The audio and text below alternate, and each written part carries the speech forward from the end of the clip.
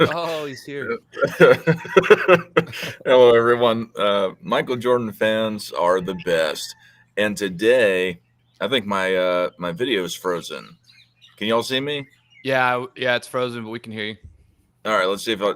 Anyway, well, hopefully I can get my video back. Anyway, if not, welcome everybody to this Mother's Day edition of MJFB, where we're going to be talking about. We're going to be asking the question: how is Michael Jordan still on top? But first, before we get into that, we'll welcome the panel. First, we've got AOH up here. How are you today? Good morning. Good morning. Happy Mother's Day, or whatever that is. And we've got Nick NB Sports down here. Mavs in 5.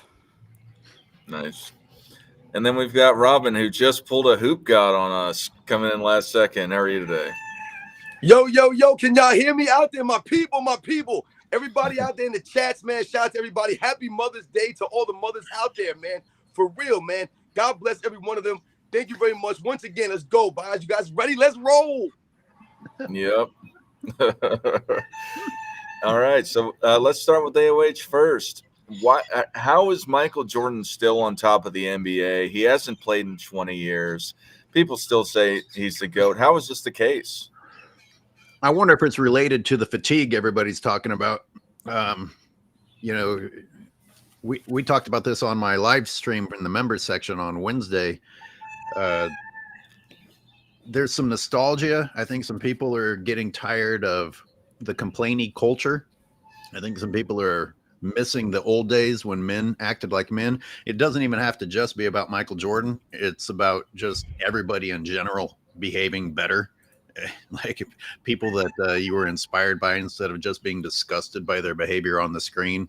Every other thing out of their mouth is a complaint and a whine and some form of entitlement. So it could be attached to that. Michael Jordan and all of his greatness came at a time that, generally speaking, was more pleasant to look at, in my opinion. And the other thing is that LeBron James was manufactured. I'm sure LeBron fans are going to argue against that. But Michael Jordan became what he became because of what he was doing. He was not anointed before he entered the league. He was criticized heavily in the beginning, and he simply was undeniable. His greatness was undeniable. And it continued, and it continued. And he didn't, he said a few things every now and then that weren't the best quotes, but generally speaking, you didn't get disgusted every time he opened his mouth. So that helps. Yeah. All right, Nick, what's your take? Do you want to add on anything AOH say, or what's your take about how is Michael Jordan still on top of the NBA? Yeah, so I did a video a while back, and I remember I kind of said, this might have been like a year ago or something, but, for like the next year or what have you, and when LeBron retires, I think there's going to be like a big fervor about, oh, we're seeing the greatest retire or whatever, right? There's going to be like this peak of people when he retires, right? Kind of going crazy, all the narratives. And I think maybe we're a little ahead of the curve here, but I think when that dies down and LeBron is away from the NBA for a year or something like that, I think there will be a big resurgence in the fact that Michael Jordan is actually the GOAT. And I think a lot of people, once he leaves, I think a lot of maybe even the LeBron fans, the fence sitters, people who maybe just like to watch the game or don't really have an opinion, I think they will look back and say, yeah, LeBron had an amazing run and career and all that. But in terms of the GOAT debate, I just don't think LeBron is there, right? I think that is my opinion. Once he's gone away from a year or two, I think it will be no doubt, right? We won't even be having these conversations anymore, except for maybe the more hardcore LeBron fans, that there's just no doubt that Jordan's peak and his dominance, right? That's what I've always argued, is just, it's second to none other than possibly Russell, and Russell gets penalized a little bit for playing so early. But in terms of pure dominance, we still have just never seen anyone like Michael. And when it's all said and done, people will look at the accumulation versus the peak, right? That's always going to be the argument for LeBron. He was far superior to anything LeBron did. What about George Mikan? Never mind. I won't even go into that. Anyway. Shout out to Draymond Green. and Draymond and my man Draymond. Robin, what's your take on all this? Why is Michael Jordan still on top of the NBA? Well, listen, you guys hit a couple good points there, but there's many reasons. There's several reasons why Michael Jordan is still on top. There's not one particular reason. There's a bunch of different reasons, so we could talk about it in different ways. But, one of the things about Michael Jordan that's not really talked about much as it relates to the current players, and like my man A.O. Wade said, it's not just really maybe Michael Jordan, but we can relate it to a lot of the players from back in the days, is the way that they spoke after the games. Sometimes people, they underestimate Michael Jordan's ability to speak in the post-game press conference, man. Hey, dog, we did an interview, back when I first started linking up with you. We did an interview, and you asked me what was like one of the things that I really remembered about Michael Jordan that I always, liked about him. One of the things was that I said it was underrated. People don't talk about the way he spoke after games, whether he was still standing on the court soaked in sweat with the towel around his neck like he was after Game 7 of the 1990 Eastern Conference Finals. And they asked him right there on the court after he stood there and shook everyone's hand after losing in Game 7, where Scottie Pippen didn't show up. He had the migraine. Michael Jordan was on there, and he always had the right thing to say. He always took the responsibility. He always took the accountability, and he always made the team first, man. And it was all about the wins and the losses, man. So when we talk about Michael Jordan, a lot of these clips coming out now, that's part of the resurgence of a Michael Jordan's popularity. Because what's going on right now is, like I've been saying on my channel, people are standing up to the reality. So what's happening is people are saying all these things, the Nick Wrights, the Shannon Sharps, the Gilbert Arenases, the JJ Reddicks. They can say whatever they want, but the video footage don't back up what they're saying. So when the young kids go back and they watch the highlights of Michael Jordan, they're blown away about what they're seeing. But it's not just the highlights. When we talk about something like the slam dunk contest, for example, this goes to Michael Jordan's greatness because, like we mentioned with the shoes, that was part of Michael Jordan's marketability. Is it the shoes, Air Jordan? So you remember the slam dunk contest. A lot of people still knock LeBron James to this day for never participating in the slam dunk contest when Michael Jordan used that to showcase his sneakers, showcase his creativity. Michael Jordan often said that going into those slam dunk contests, he never rehearsed these dunks. He never practiced these dunks beforehand. All of these things came off the top of his head, off of his creativity. He just let that stuff flow. So these are the things that led to Michael Jordan being remembered for the way that he is. When you close your eyes and think about Michael Jordan, we think about the icon that's Michael Jordan, right? You can think of so many moments, whether it's the flu game, whether it's the slam dunk contest. I just mentioned the free throw line dunks, the way he was going and flowing and moving through the air, whether it was the shot over Craig Elo in 89, the shot in 1998, the switch hand layups in 91, the shrug in 1992, the 41 points per game in 1993. Whatever it was, winning the NBA Finals on Father's Day in 1996. The iconic moments of Michael Jordan are second to none. And LeBron James, when you close your eyes and think of LeBron James' iconic moments, what do you think of? You think of what? The decision? You think of a chase down block in 2016. These are the moments that LeBron James has to hold on to. You think about him pointing at J.R. Smith in the middle of the basketball court in 2018. These are the iconic moments. The funny thing is, if you think about two of the iconic moments in NBA's history, the shot by Ray Allen, the shot by Kyrie Irving, LeBron James is the benefit, the recipient of these guys' excellence, them making these great plays. Michael Jordan leading his teammates, always being known for getting the most out of his team. This goes to the icon of Michael Jordan, man. LeBron James will never come close to that. Woo! Robin brought it. He had it all. Yo, let's go, man. It's Mother's Day, man. Everybody once again. Let's go, man. Hey, one thing to add on to what Robin just said, with him Jordan being able to speak impromptubly right on the spot. Today's press sounds like it's scripted. It sounds like their questions are the players could plan on those questions coming, and they pretty much just suck on the players. They don't ask them anything tough, and even then the players can't have anything original or good compared to today's players in those press conferences. Yesterday's athletes looked like they were trained public speakers, and all they were athletes. These guys now just like, "Ugh, do I have to be here?"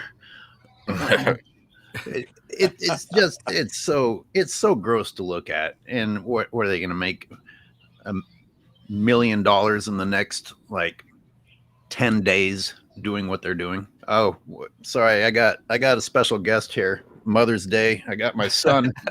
I'm not a mother, but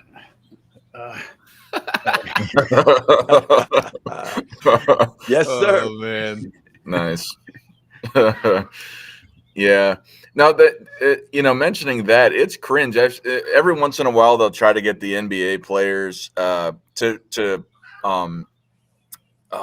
I'm losing the word, but to go and showcase something or introduce something on TV, and they look like they're 10-year-olds, like they've just been given a microphone for the first time, and it's like, dog, you're on national television, half the a good quarter of the year, and in respect to seeing all the games for the most part, and you can't even look somewhat entertaining, but you do interviews all the time. It's hilarious, but yeah, no, it gets a little cringy watching these guys just fumble through these things. I mean, even some of the guys from back in those days, like the 90s, for example, like some of the guys that you would consider to be on the edge, of Charles Barkley, some of the things that he would do and say back in those days, a Dennis Rodman, they were able to do with a flair. There was a flair to it. This is once again why I look at someone like a Charles Barkley. He's one of the highest paid people on TV, even though he says what's on his mind, and though he kind of tiptoes the line and he crosses the line oftentimes. He's been known for doing crazy things. When the Dream Team was in Barcelona, Charles Barkley was known for walking around the streets by himself. No security, nothing, just walking the streets, man, like one of the people out there, man. And he was out there getting into things, man. But once again, he did it with the flair. Someone talked to me one time, or I made a comment about Dennis Rodman as it pertains. I made some comments about the players and how they dress these days and the way they are. And someone brought up a Dennis Rodman, the way that he would act and things of that nature. The one thing that they're forgetting about a Dennis Rodman that I wanted to educate this person on was that Dennis Rodman, when it all was said and done, was a rock star. This man was a rock star. This man could do anything that he wanted to, Dennis Rodman. He was everywhere and anywhere. He was hanging out with people like Madonna. He was hanging out with Cindy Crawford. He was hanging out with the A-list celebrities, Dennis Rodman. This dude was legit, and he was always known for giving his effort on the court. So no matter what they talked about, his outfits or the things that he did, this man brought it. These guys don't bring it like Dennis Rodman brought it, man. Also remember that it took balls to do what Rodman did, no matter how you feel about it. And I don't even think that I was fully on board with some of his antics back then. It was so different. It was so different that, doing it when no one wants you to do it and you're going to get blasted for it back then is different than everyone now.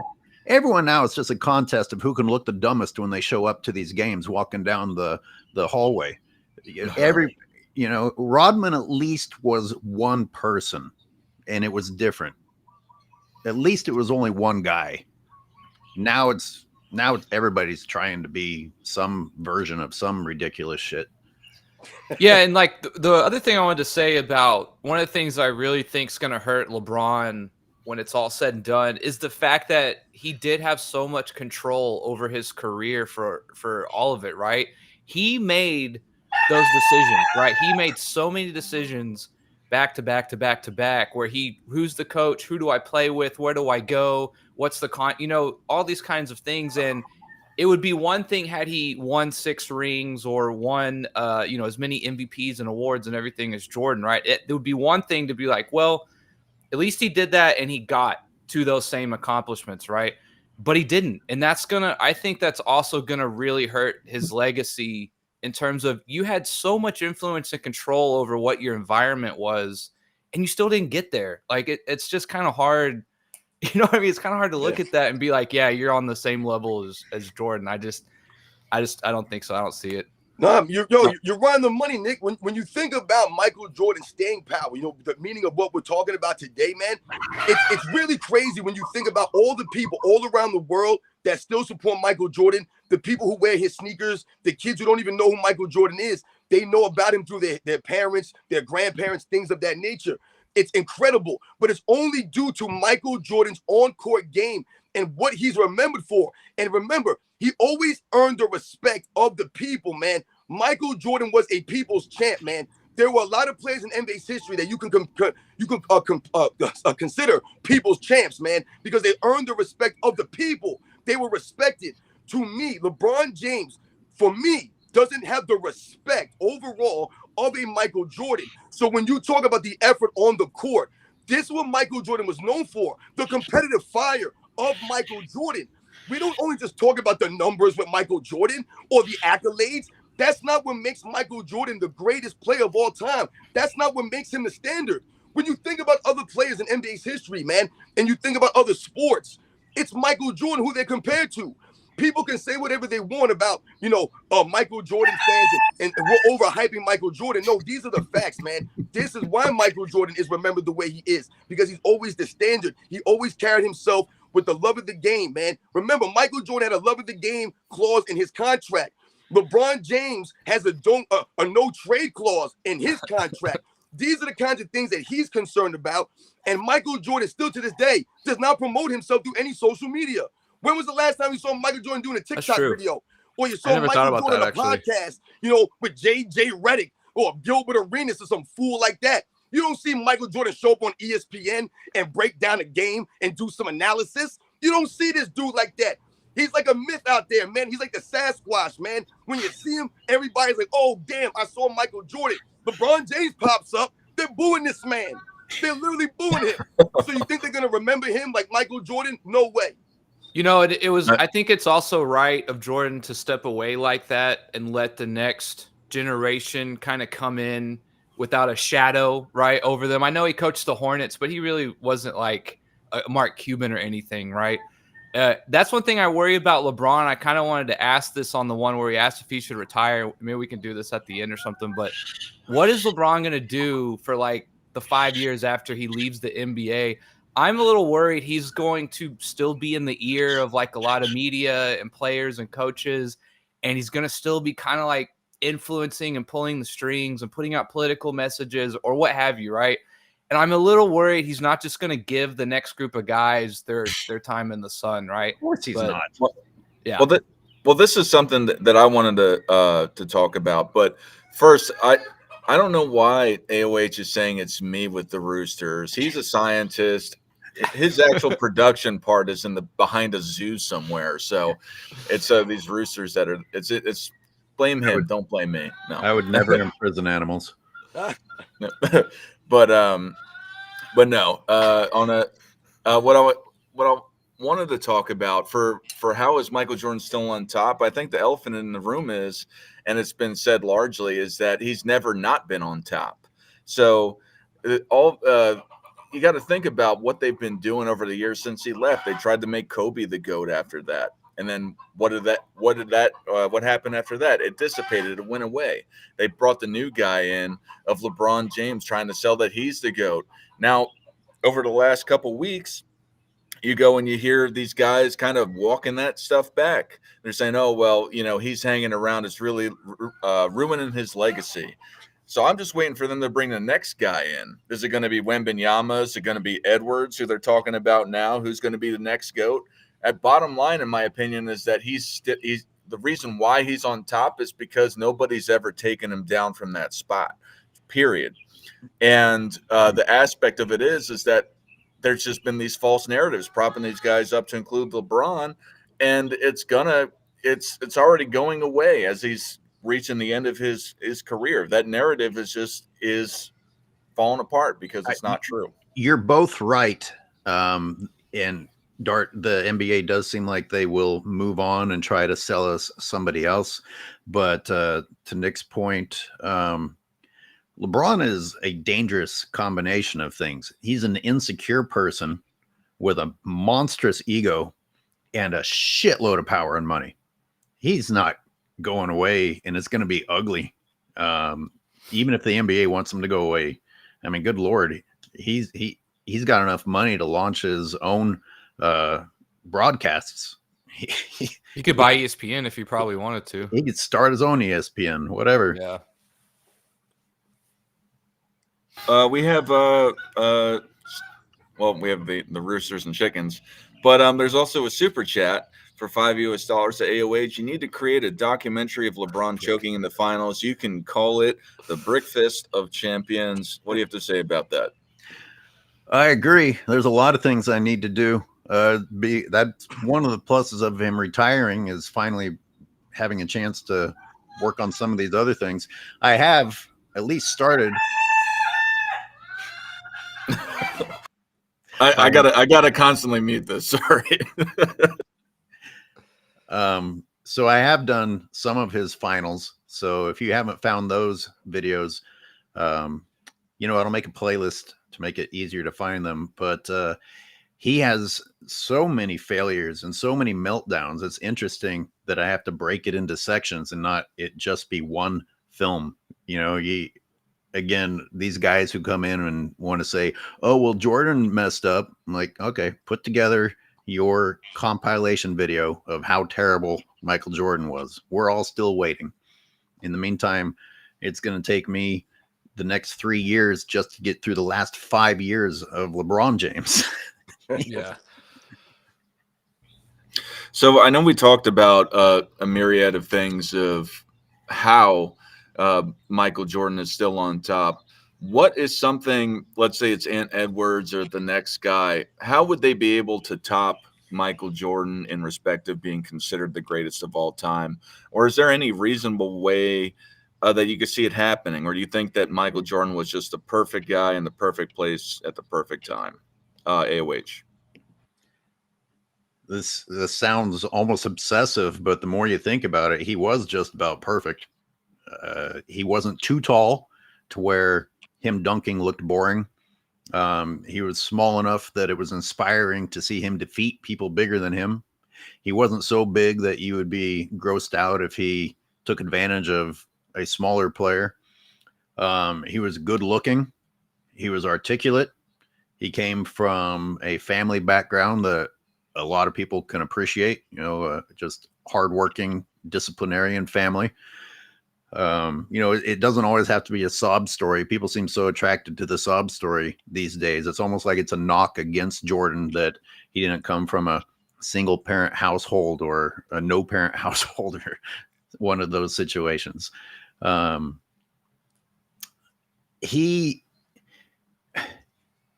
He actually had people confused about his physical ability. He looked like he was flying. I mean, you really were like, how is he still moving toward the rim? Now, I know other guys can jump high, but it just doesn't look the same. And LeBron James is a big man and he has a decent jumping ability. Never, ever, never looks the way Michael Jordan jumping toward the rim did. Even if it's a powerful slam by LeBron James, it's almost the exact same shit every time. And the dunk's over almost as soon as it started. That's very different than how Michael Jordan floated toward that rim, just making us say, what in the hell are we looking at? How many people have ever done that? How many people have ever done that to where the audience is just like, what in the hell did I just see? Not many athletes can ever claim to have caused a reaction like that.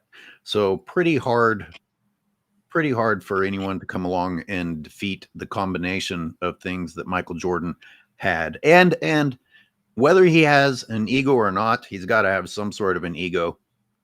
He was capable of keeping it in check. And as time was going on and everyone was calling him the GOAT, he didn't suffer through him starting to talk about himself and self-glorification.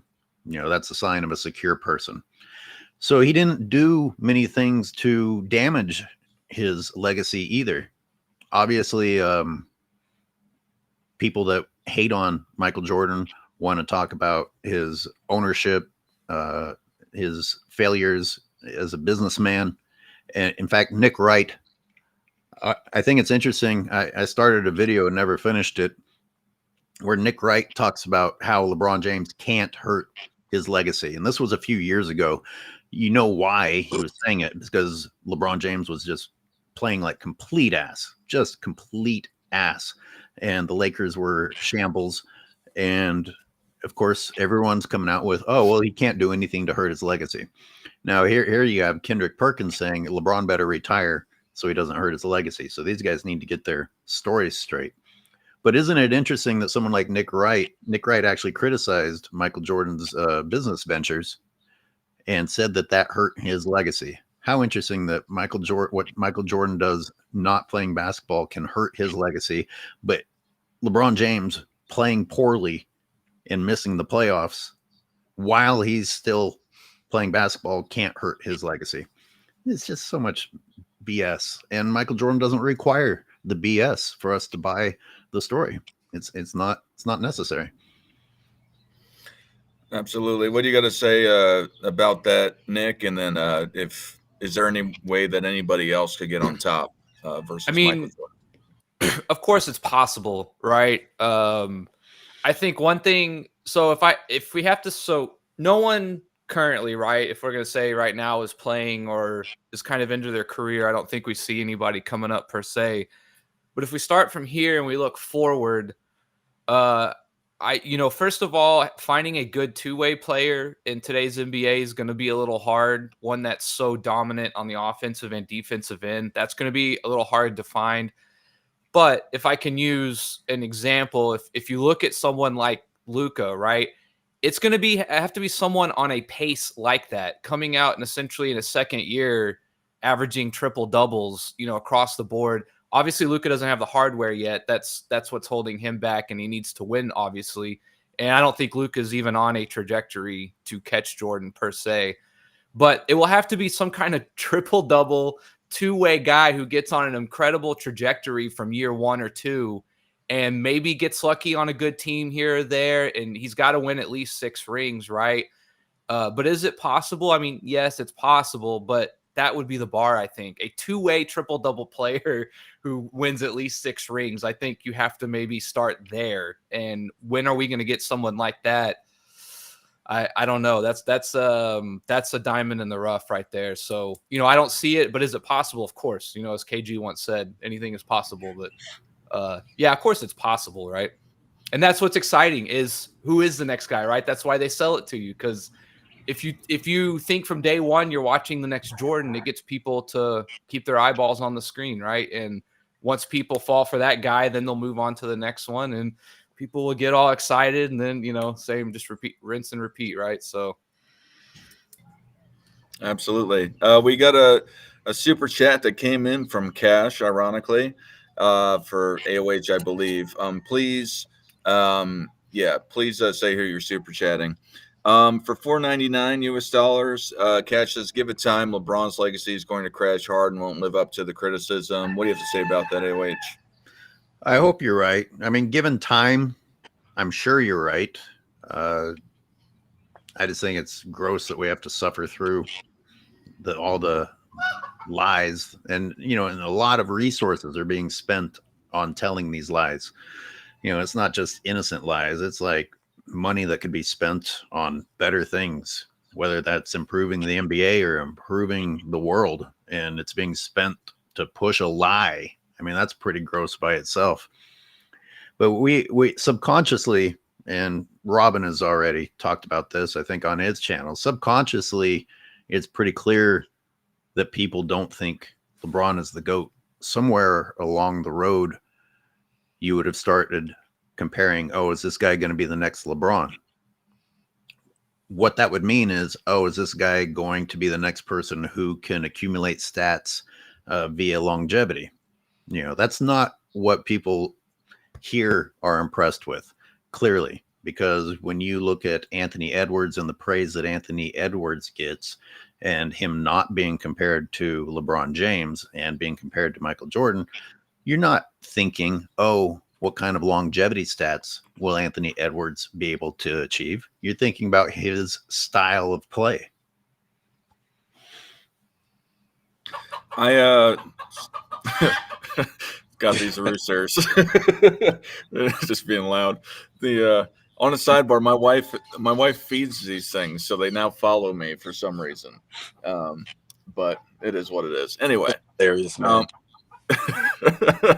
This should just be known as the Rooster Show. Anyway, There's another super chat that came in from Lori Suichiro. Excuse me if I butchered your name. For 125 Filipino, I don't whatever currency. MJ's legacy is influencing people like Kobe, T-Mac, etc. And because it intertwines with Kobe's, it expands the history of the game. I believe that's also for you, AOH. You want to comment on that? What The was it? PHP is the Philippine peso, by the way. Peso. I wanted to say that, but I didn't want to. I didn't want to because I didn't know. But that's I love what when people send in foreign currencies and we got to look them up. Yeah. Thank you for the peso. What? I'm sorry. What was the question? It's more of a statement, but it says MJ's legacy is influencing people like Kobe, T-Mac, etc. And because it intertwines with Kobe's, it expands the history of the game. Oh yeah, clearly. Again, another example.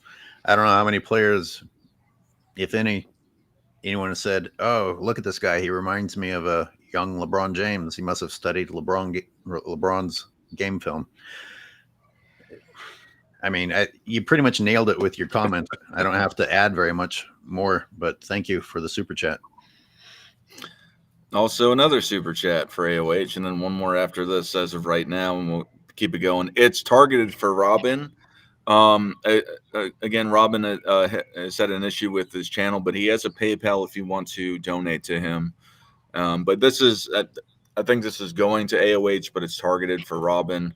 For $5 US. It says, I love your work and energy, man. You're doing God's work. If LeBron replaces MJ on the Bulls' 6th finals team, what is Bron's record in your opinion? What do you have to say about that, Robin? Yo, shout to Gary, man. He's been a supporter of my channel, man, for a while now. So shout to Gary. Thank you very much. Yes, once again, man, you guys know the deal, man. You put LeBron James on the Chicago Bulls for those championship runs.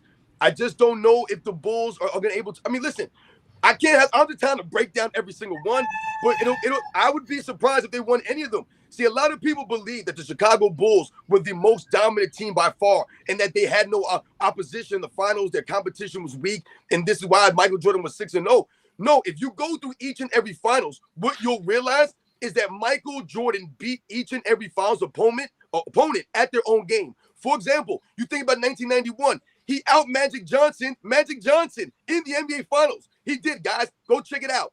In 1992, everyone going into that was saying Clyde Drexler was a better three-point shooter than Michael Jordan. So what did Michael Jordan do? He proceeded to out Clyde Drexler by a barrage of three-pointers in 1992. We all know about that. You think about 1993, he out the Phoenix Suns. They were the #1 scoring offense in the NBA that season. So what did Michael Jordan do? He said, I'll one-up you and averaged 41 points a game in the NBA Finals. A lot of people don't realize the Chicago Bulls and the Phoenix Suns in that finals both scored the same amount of points, the identical amount of points. That's how close that finals was. A lot of people don't realize what was the difference. Michael Jordan's 41 points a game.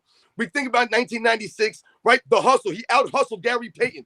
That's what he did. 97, 98, they out-executed the execution of John Stockton and Karl Malone in those two finals. Michael Jordan sealing the deal the way he did it, man. So LeBron James 0-6. Oh, Robin, you deserve your own syndicated show. We're working on that. We just got to continue to set the record straight. Yeah, we'll all be on national TV together in a couple of years. So we're all going together, man. We're all hand in hand here. We got from William Gammon a super chat for AOH for $20 US. It says, AOH, thanks for putting such a great group of people together on this podcast. Always a fan. Keep the truth alive, guys. Keep on doing the good work, and us fans will keep on supporting you. I appreciate the super chat very, very much. Dart gets the credit for putting this together. And the subscribers, the fans, you guys get credit for me becoming aware of some of the other channels.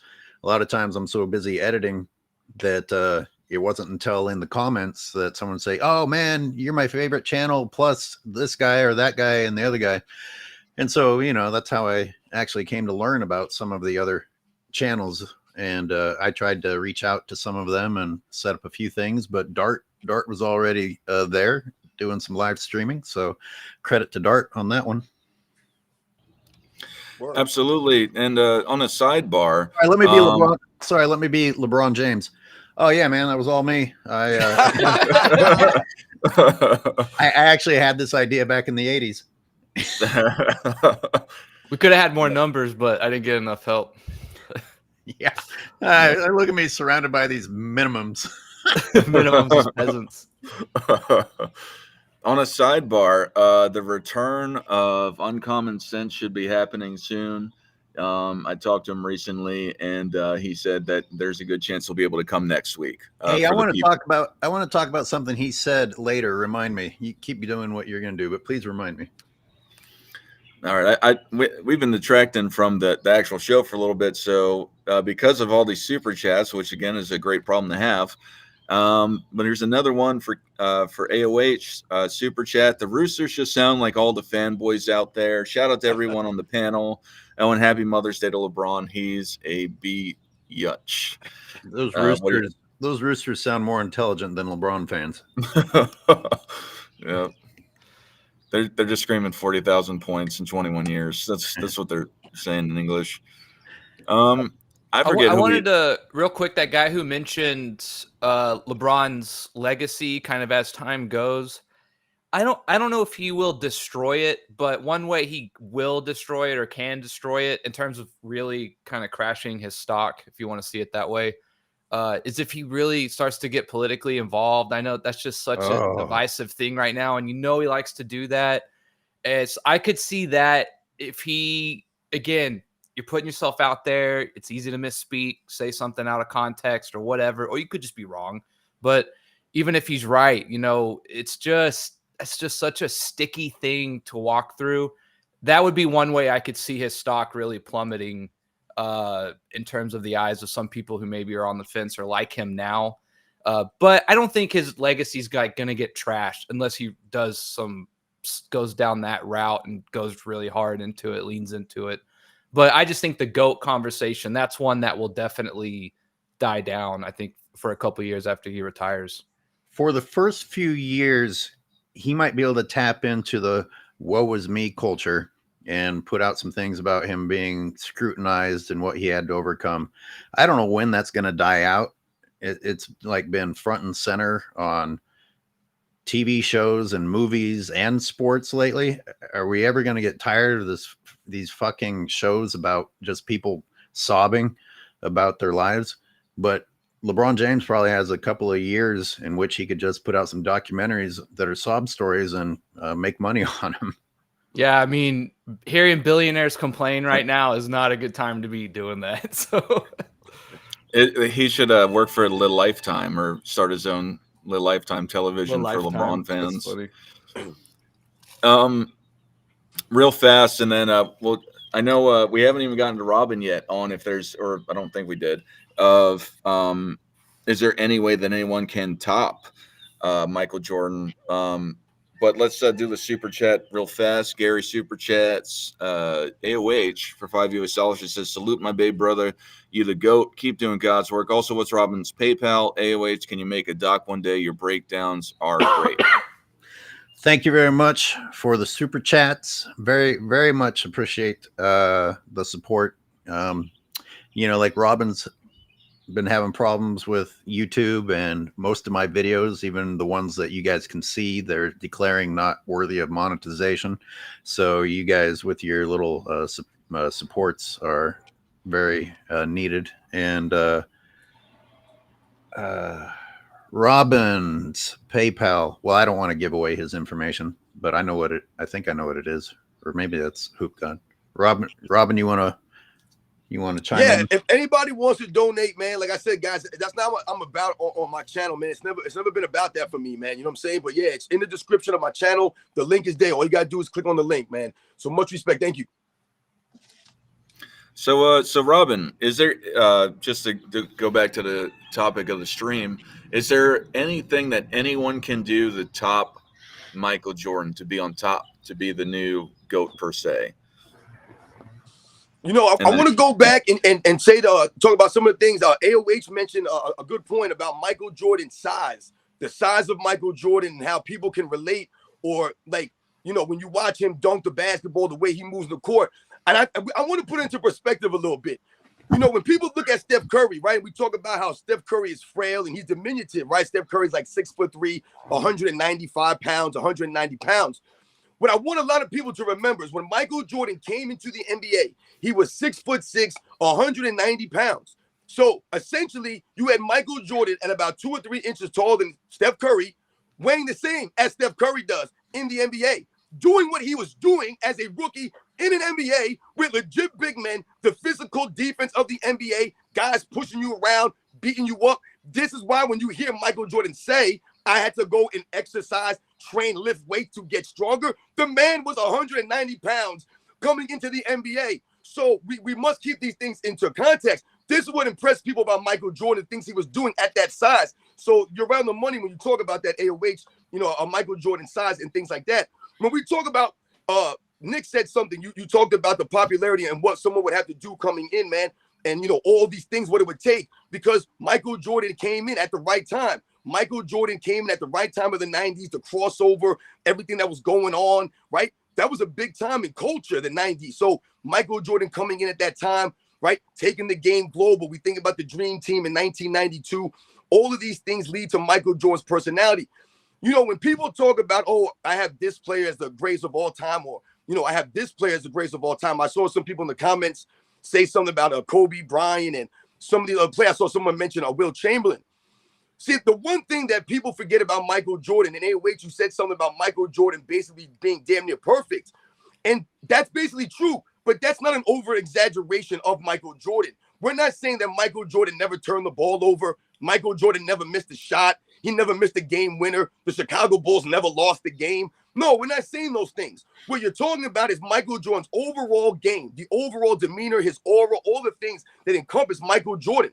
Like I mentioned earlier, it wasn't about just the numbers, but Michael Jordan has the numbers, right? It wasn't just about the accolades, but Michael Jordan has the accolades.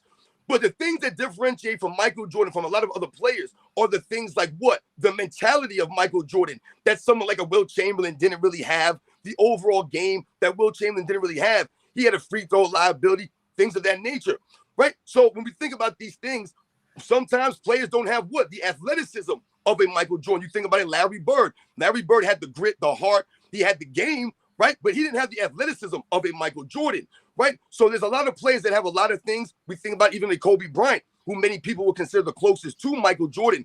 But Kobe Bryant was nowhere near the athlete of Michael Jordan, guys. He was not. And when we think about the precision, the excellence of Michael Jordan, the durability of Michael Jordan, Kobe Bryant didn't have the durability of Michael Jordan, guys. That's another factor of Michael Jordan that people don't recognize or stay sleep on. Playing 82 games that many times, giving the effort on both ends of the court. So when you talk about someone trying to replace that, it's really going to be hard because Michael Jordan did everything very, very good. He spoke well, like we mentioned earlier. He played both sides of the ball, like Nick was talking about. He was a great leader. He was a true professional. AOH mentioned earlier, he was a grown man. So he gave off that energy. He was a man's man. You respected everything about him. Remember, this is the same Michael Jordan that was left at the airport as a rookie, guys. Left at the airport. So when we think about all those things, man, this goes to the story of Michael Jordan, man. It's just one of those storybook things, man. And I don't think anybody will ever be able to duplicate that. Yeah, the picture perfect moments of Jordan are going to be, like you were mentioning at the beginning, that stuff's going to be really hard to top. Just the moments of Jordan, right? And real quick on the dunking thing too, this is something I've thought but I've never said about Jordan was a horizontal dunker. I know that maybe doesn't make a lot of sense, right? But when you think about guys dunking, a lot of them, they just try to get up as high as possible and come back down. Jordan attacked the rim when he dunked, right? This is the best way I can put it. That's a great point, Nick. Yeah, he was horizontal. He would beat you to the spot, and then it was off, and he had already beaten you. So instead of jumping up, and if you jump up, there is a possibility someone could recover if you're up there too long. I know it sounds kind of crazy, but he'd get to a spot, and it was to the rim. It wasn't up and over someone. He was trying to get to the rim as fast as possible. That's and the I think flying. Kind of goes with what you guys were saying. That's the flying motion. He beat him with the first step, and he left the ground, but then he was continuing forward despite having left the ground. Think about how when Dr. J did the free throw line dunk versus Jordan, Dr. J, you just see the fro. Everything is above the rim. His hand is all the way outreached. And Jordan, you think about it, he's kind of compact and he's reaching. You know, he's not. It doesn't feel as vertical. It feels like he's soaring. You know, like he's soaring and reaching for the rim. Yo, I want to say something real quick, dog. Hold on. Real quick. Someone said something. I was disrespecting Will Chamberlain in the comments. I was not I have Will Chamberlain ranked number 2 on my all-time top 10 list. So I'm not disrespecting Will Chamberlain. What I'm pointing to is the weakness of his game, something that you could point to that you could say Will Chamberlain wasn't that great at. He wasn't known for his leadership like a Michael Jordan. And like I mentioned, the free throw shooting of a Will Chamberlain could be seen as a weakness of his game. That's all I was saying. And someone mentioned Kobe Bryant being a greater athlete than Michael Jordan. That's completely false. Listen, Kobe Bryant's a great athlete. We're not talking about Kobe Bryant compared to me or Kobe Bryant compared to your guy down at the local gym. I'm talking about Kobe Bryant compared to Michael Jordan. He's not a greater athlete. Kobe Bryant's first step is nowhere like Michael Jordan's. He's called the black cat for a reason, guys. The first step of Michael Jordan, Kobe Bryant can't touch that. It's probably the quickest first step in NBA's history. If you think about Michael Jordan's hand size compared to Kobe Bryant, it's nowhere close to these things. Michael Jordan's wingspan is longer than Kobe Bryant's. This all goes to his athleticism and Michael Jordan's leaping ability that Nick was just mentioning. Kobe Bryant's not greater than. So that's not a knock on Kobe Bryant. Those are the facts of the matter. He is not a greater athlete than Michael Jordan. He never was, never will be. Michael Jordan, as far as basketball is related, is probably, if not the greatest athlete, one of the greatest athletes to play basketball. We all know Will Chamberlain could play many sports, the Bill Russells, the other great athletes in the history of the game. But as far as playing basketball, Michael Jordan was built to play basketball. Look at his body, the way that he moved on the court. No one moved like this man. Nick, you mentioned the vertical, the horizontal flying. This goes to Michael Jordan's athleticism, the way that he was able to manipulate his body in the air while other players are falling backwards, coming down. He's still able to move other hands and manipulate angles that no one's really been able to master that way, man. Yeah, does anyone think Kobe can dunk from the free throw line? I don't think so. He could probably get close. I don't know, maybe, but I've never seen it. I can't believe you left me out of there. I'm one of the most athletic men. I should be compared. We have some more super chats that came in. Williams, he had super chatted me, but it's a question directed for Robin. And again, please, for his PayPal, I believe it's on the on his YouTube channel. Please, if you want to donate to him that way. But it's for Robin. Do you believe that LeBron is scared to retire because he knows his longevity is his legacy? Yeah, absolutely. LeBron James is trying to do essentially what Tom Brady was doing, which is hanging around a little bit too long, right? And we see what has cost Tom Brady when you look at his overall life, things that he's kind of cost him, his personal life, things of that nature. The difference between Tom Brady and LeBron James is Tom Brady was hanging out around, still winning, though. He was still winning, and he was still playing at a high level and still being respected. You still respected Tom Brady on the football field. You didn't want to be in a tight game with Tom Brady on the other side. You were worried about those things. I don't give a damn if LeBron James on the other side of the basketball court and he's shooting a shot with 3 seconds to go. He can have that shot because you know he probably ain't going to make it. Tom Brady at least was hanging around and being relevant. He was winning. LeBron James is actually hurting his legacy where Tom Brady didn't do those things. But Tom Brady couldn't walk away from the fame either. LeBron James cannot walk away from the fame. He can't walk away from the spotlight. He wants max money even though he doesn't give the max effort. And absolutely, you're right on the money. If he walks away, he knows that, see, this is what's happening right now. It's already happening. The things, and look at all the media members now. They're backpedaling. These people, because they sold their integrity so long ago, the Kendrick Perkins of the world, they don't have a leg to stand on now. Now, what did you see Kendrick Perkins say the other day? You guys mentioned it. He wants LeBron James to retire because he's hurting his GOAT case. Think about how embarrassing that is. You want the guy you consider the GOAT to retire because he's playing so badly and still embarrassing himself that you want him to retire? Oh, man, it's a joke, man. LeBron James knows, man. It's all coming to an end because everything has been in the media lies and narratives. Hey, how much money does somebody need? How much does their ego need to be stroked? I'm so sick of hearing about LeBron as the family man when he doesn't want to go home to his family. And this whole shit, he said he felt like he was doing a bit, like he was in prison when he went to the bubble. You lying sack of shit. If it was that hard on you, fucking retire and go be with your family.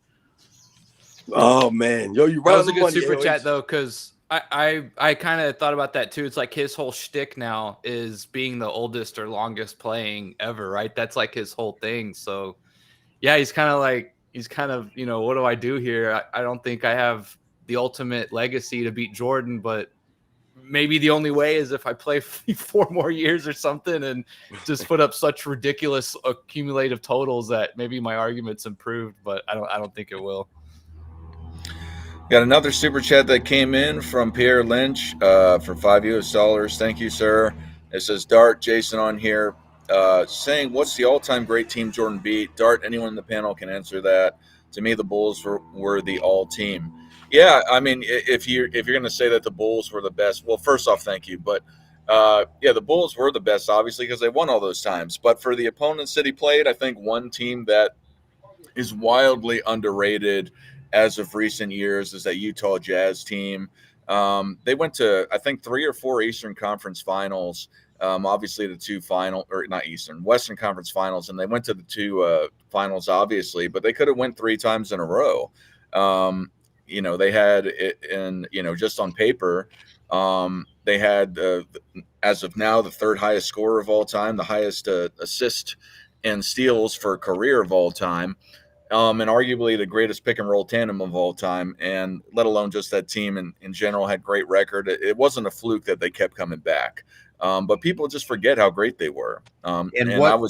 Listen, and who they went through, who they had to go through every year. Mm-hmm. So yeah, do y'all want to add more? You want to add something, Robin?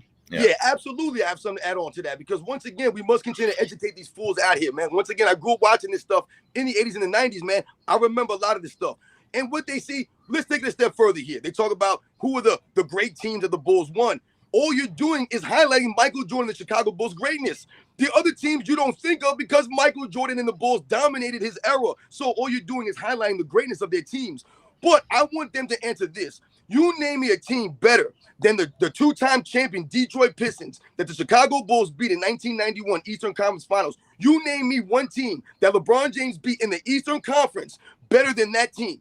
You name me a team that LeBron James beat in the Eastern Conference better than the 1993 New York Knicks. Name me a team better in the Eastern Conference that LeBron James beat better than the 1996 Orlando Magic. Name me any of these players. Who was he going against? Paul George, Roy Hibbert and the Indiana Pacers? Carmelo Anthony and the New York Knicks?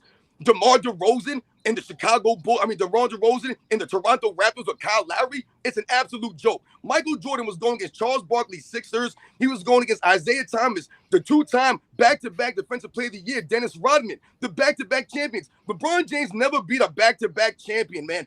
Ever, man, in his career. Michael Jordan, the Bulls beat back-to-back champions, man, in the Eastern Conference, not even the NBA Finals. So when they talk about the NBA Finals, the reason you don't think about the 1993 Phoenix Suns is because Michael Jordan averaged 41 points a game and beat them dudes. That's why. The reason you don't think about the Seattle Supersonics, who won 60 games plus in the 90s, multiple times in the 90s. The reason you don't remember them is because the Bulls beat them. And they were also going against teams like Hakeem Olajuwon's Rockets, David Robinson's Spurs, Portland Trailblazers led by Clyde Drexler and Terry Porter. It's an absolute laughingstock when these people try to bring up the competition. Now, let's think about LeBron James for a quick second here. Who did he actually beat in the NBA Finals? I want someone to tell me a great team that they beat. The 2012 Oklahoma City Thunder with Russell Westbrook, James Harden, and Kevin Durant. All of those guys have been exposed over the last several seasons as being fraudulent, not being what they want you to believe that they are. So I'm not impressed with that win.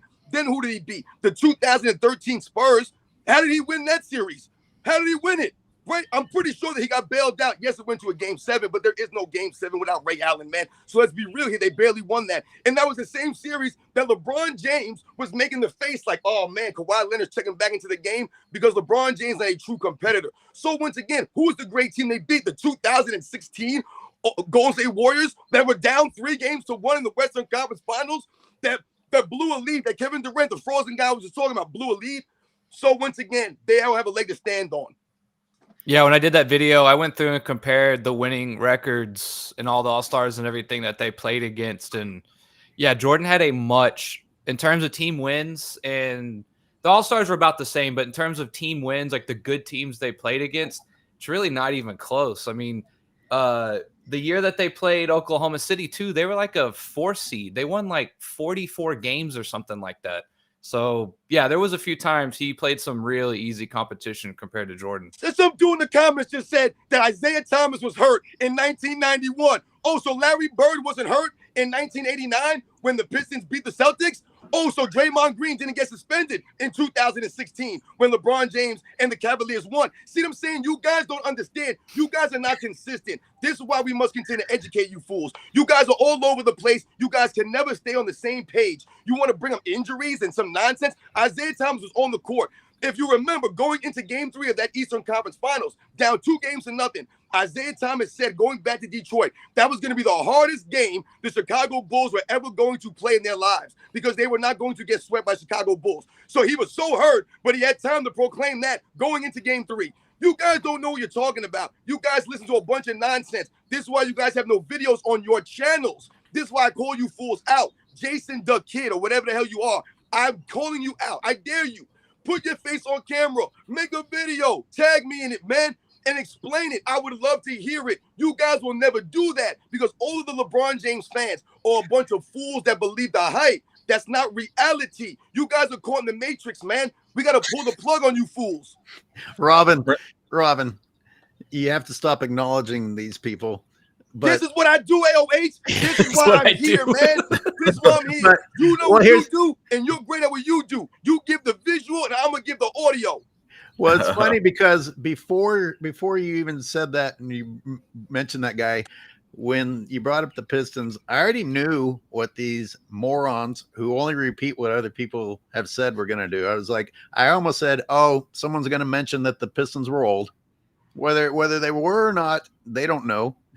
But isn't that one of the narratives that has been fed to LeBron fans? Oh, Jordan couldn't beat the Pistons until they were old. I mean, they always have some sort of moronic way out. And then, of course, sure enough, as anticipated, you guys are just too easy to anticipate. Can you come up with an original thought that is based on you watching these games and being like, see, there's the flaw in Jordan's game? No, you go and you watch Jordan and you're like, I don't want to look at this anymore. I don't want to look at this anymore.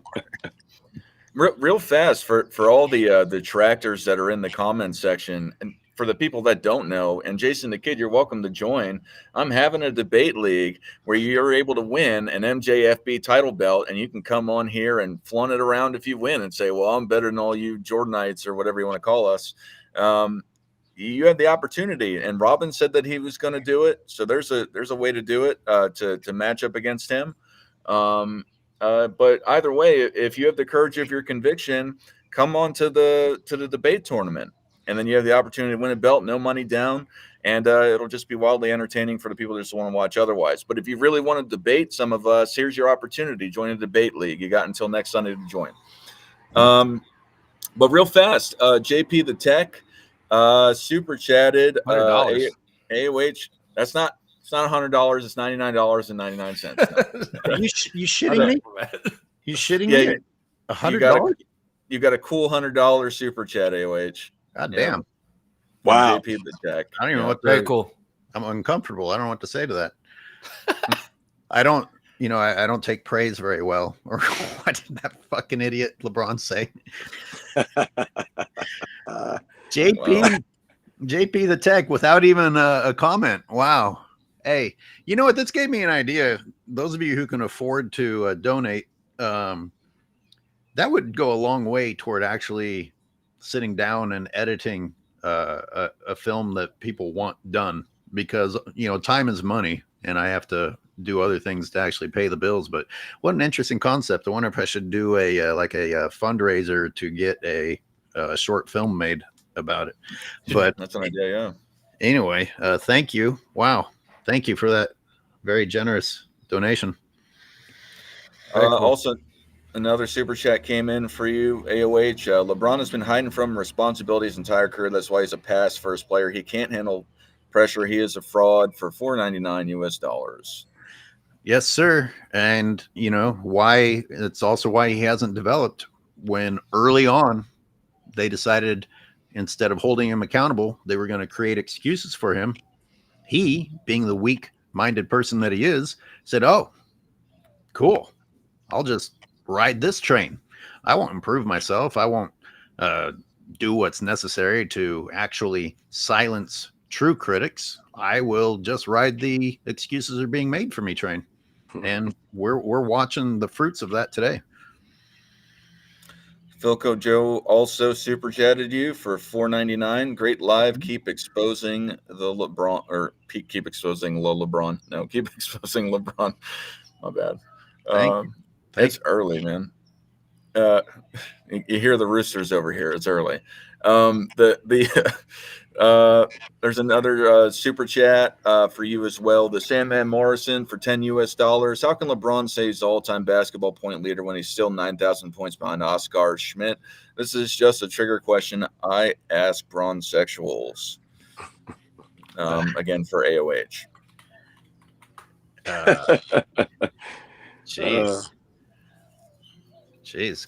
I think he passed in total points, but I think for regular season, yeah, I think Oscar Schmidt still has it, but I think for total, because they count all the playoff points, I think if you count the playoff points, he passed Schmidt.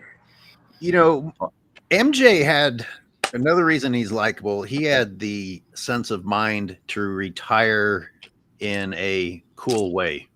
Obviously, he couldn't stay away and came back and did the Wizards thing, but that actually is going to work toward the point I'm going to make.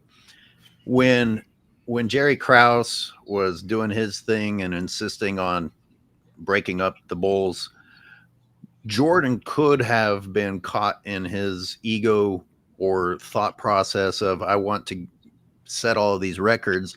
And with the power he had, with the desire teams had to have Michael Jordan, he could have put together something and gone somewhere and put together a super team and kept adding accolades. Guess what? That would have hurt the way that people look at Michael Jordan, or at least the people that really like Michael Jordan. That would have hurt his legacy. He could have gotten more titles, more points, et cetera, et cetera. It would have actually hurt his legacy. And for me to be able to say that really pinpoints the difference between LeBron fans and Michael Jordan fans, and in my opinion, true competitors and fanboys. There's a way to play a sport. There's a way to carry yourself, and it's not through manipulating the system. And obviously, when Jordan came back and joined that ridiculous Wizards roster, not a good franchise, not a good roster, not a winning system. He came in and wanted to help a losing system and did not stack the deck. So clearly the reason he came back was not to add on to his records. And I'll say it again. I say this every time for the longevity argument. I am still playing as an old man, and I still go. If I go to the same gym for 40 years and they keep track of my points, I'm going to have the point record. In no way, shape, or form will I be the best basketball player that played there. That's what made you the GOAT at your local gym. Yeah. That's what I tell everyone. Hayden Phoenix also super chats you for $5 US. Nobody beaten, but it's regarding Robin. I guess Robin, if you want to answer it, nobody beating my man Robin in a debate. 100 for $5 US. What do you have to say about that? Yo, much respect to my man Hayden Phoenix out there, man. A long-time supporter of my channel. They know the deal, man. Listen, debating these people out here on social media, on YouTube, what I've noticed and what I've realized, like this dude, Jason the Kid, is that they never have anything to say. So this guy's talking in the comments there that we're easy work and that, oh, they say the same thing. Oh, let's debate for money. Everyone has money they want to throw up. I don't do this for money. I'm not here for money. I'm out here to educate you fools, man. That's what I'm doing. I'm setting the record straight, man. But these guys are here for money. They ain't got no money to throw up. You don't even have a video on your channel. So don't offer you an invitation to the league. Nah, damn that. I'm rescinding that invitation. You show me a video on your channel. Show me a video. Show me your worth coming and debating us, debating someone like Nick, debating anybody else on that platform, man. You're not ready. We're true professional debaters, man. if you're debating someone like me and Nick, man, some of these other guys, man, you have to bring your A game. You can't bring the lies and the narratives. And that's not what it's about, man. It's about the facts here, man. You guys are all emotional. You're talking nonsense. You sound like Nick right out here. A bunch of idiots. So you can't come out here to debate. Do a video first. Show and prove, fool. And then you can come and debate us because you're not even worthy of someone like my time. Are you kidding me, man? Are you kidding me? I'm Sports and Fitness Rants. This is what I do. How are you going to choose a moderator for this debate? Because that's going to be important. He has to come off as fair, but he's also going to have to keep these LeBron fans in check, because coming on and yelling the way that Shannon Sharp would defeat Skip Bayless and just get loud is not a debate. So I was gonna. So to answer that is that of course I have the most unbiased channel on the internet, but no, I just have this construct called the mute button. So it's it'll be turn based. So if people get out of line, essentially I'll let people interject, but if whoever's turn it is, if they ask me to mute them, I will, because that's only fair. Because it's going on somebody's time to make their point. It's going to be 5 3-minute rounds, so everyone's got ample time to say their point. That's what I'm saying. We've always been professional. Anytime Dart has done a debate, I've debated Nick, and we've done debates. It's always been legit, man. There's no name calling. We're not attacking each other. We're talking about whatever the debate topic is, man. Whenever you debate some of these fools, they always try to change the subject, change the topic on you. Everything's all over the place, and then it becomes personal. I've seen some of these so-called people that want to debate. That's not what I'm here to do. Yep, we got more super chats, and they're flying in here. Stebby J for, I believe, AOH says, who raised Bron in the NBA? Kobe was raised by MJ. For AOH, if you have anything to say about that, from Stebby J, $2. Well, Kobe being raised by MJ, a lot of people praise Kobe's work ethic and his killer instinct. I don't know, what does a child of LeBron look like? Who's even going to talk about a child of LeBron? Ben Simmons. Ben Simmons. You're right. Shit, you're right. There is a child of LeBron. There's another super chat by the lowly one, $10 to AOH. It says man, fans fucking killing it today. Yo, you're blowing up, man. Fucking killing it. Yo, man, you the man. Yo, you the man. The Roosters were knocking on their door. $10. Facts, man. They always say that when Jordan beat the Lakers and the Pistons, they were old. How old were the Celtics when LeBron beat them? And how old was Jordan when he won his last chip?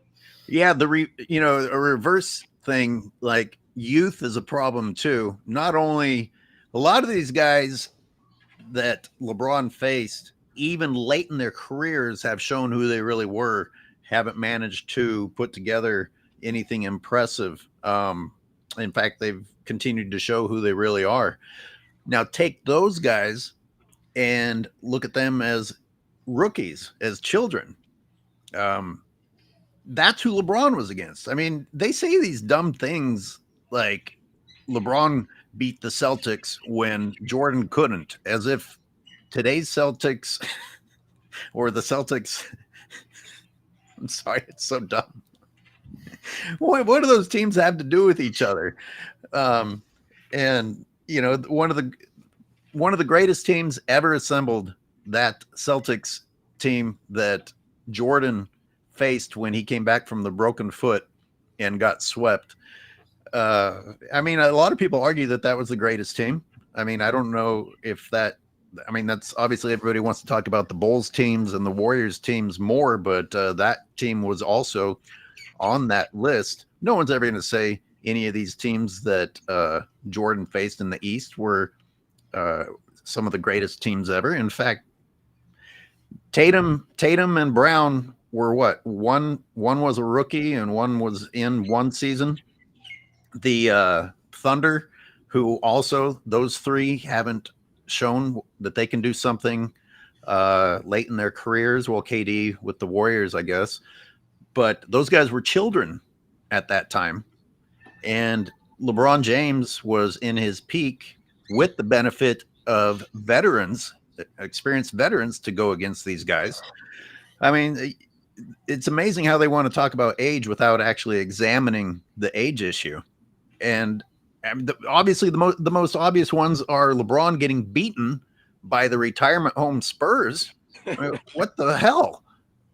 Unathletic and old looking dudes. God, and I had what? Damn it!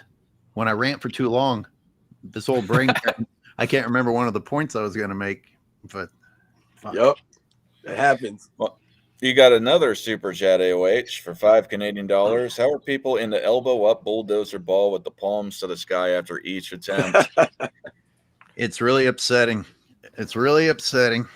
And it's really upsetting to hear the announcers talk about you can't stop him going downhill. You can't stop him when he's allowed to use illegal moves. You can't stop him when the analysts the next day talk about how great he's playing, when the reality is he's being allowed to cheat in order to stay relevant.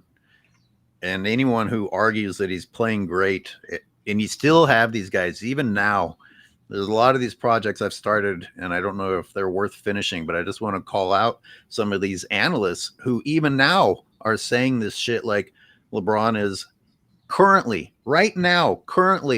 a top 10 player. Some of them even saying right now a top 5 player. They need to be called out by the other panelists and say, okay, he's better than these people that everybody's talking about right now, these people that are currently in the playoffs right now setting historic numbers. LeBron, who is being accused by half the panelists now of he needs to retire. The guys who have had the fatigue are actually saying, okay, yeah, he doesn't play defense anymore.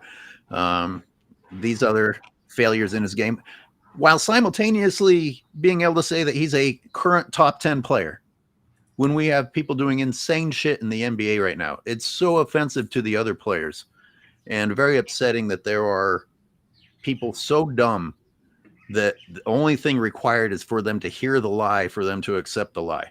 That's why my channel started. Yeah. Animaniac 89 also super chats you $4.99, but it's targeted to me and Robin. It says, Dart, charge your battery. I love these streams. Shout out to Sports and Fitness Rants. Obviously I do not have a battery charger. No, I'm outside. That's really, and for today too. But my battery is doing well right now. So that's a good thing. I still have 50%. You guys need to super chat Dart. He's a hobo. He's living, living on the street. I don't even have a house. I'm out here with the roosters. That's I got some newspaper over there. But no, thanks for the super chat for AOH as well. So Pierre did another super chat. This one actually went to me for $5 US.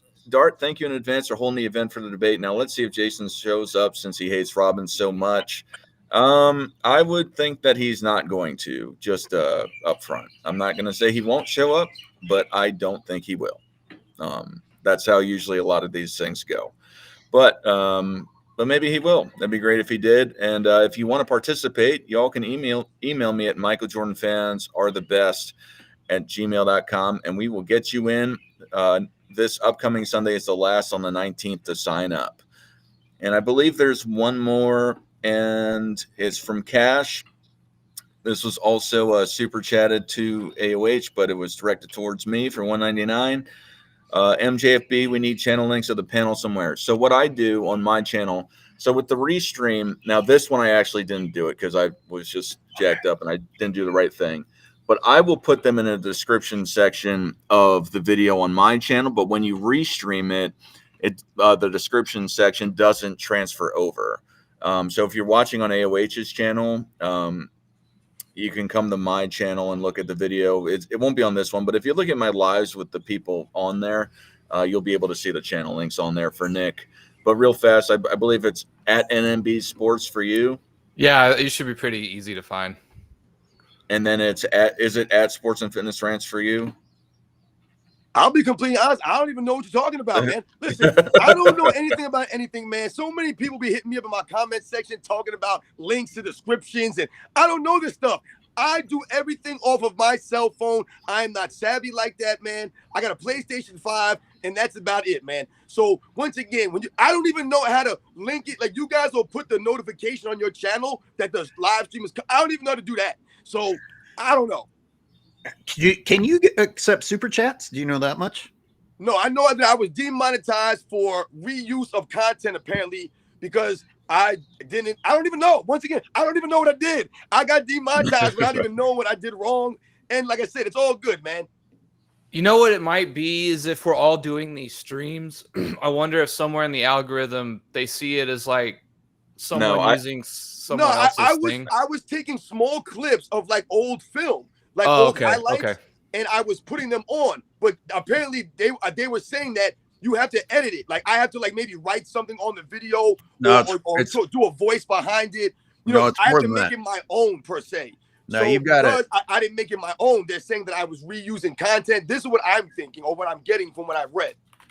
I would have had to report him, and I did not report him, obviously. So it's strange, man, because anytime that I went to post a video or anything like that, anytime that anything came up yellow for me, ad suitability or anything like that, I never put those videos up. I would automatically delete the video. Sometimes all you have to do is change the title to the video, and it won't come up with a yellow ad suitability. It's so weird, man. Sometimes if you change the thumbnail picture, it won't be that way. So like I said, it's all good, man. Once again, I'm still here. You still know who I am, man. Nothing changing. Another super chat came in for AOH. How can you be called a top 10 current player when you're on one of the bottom 2 or 3 distance shooters in the entire league? $5 Canadian.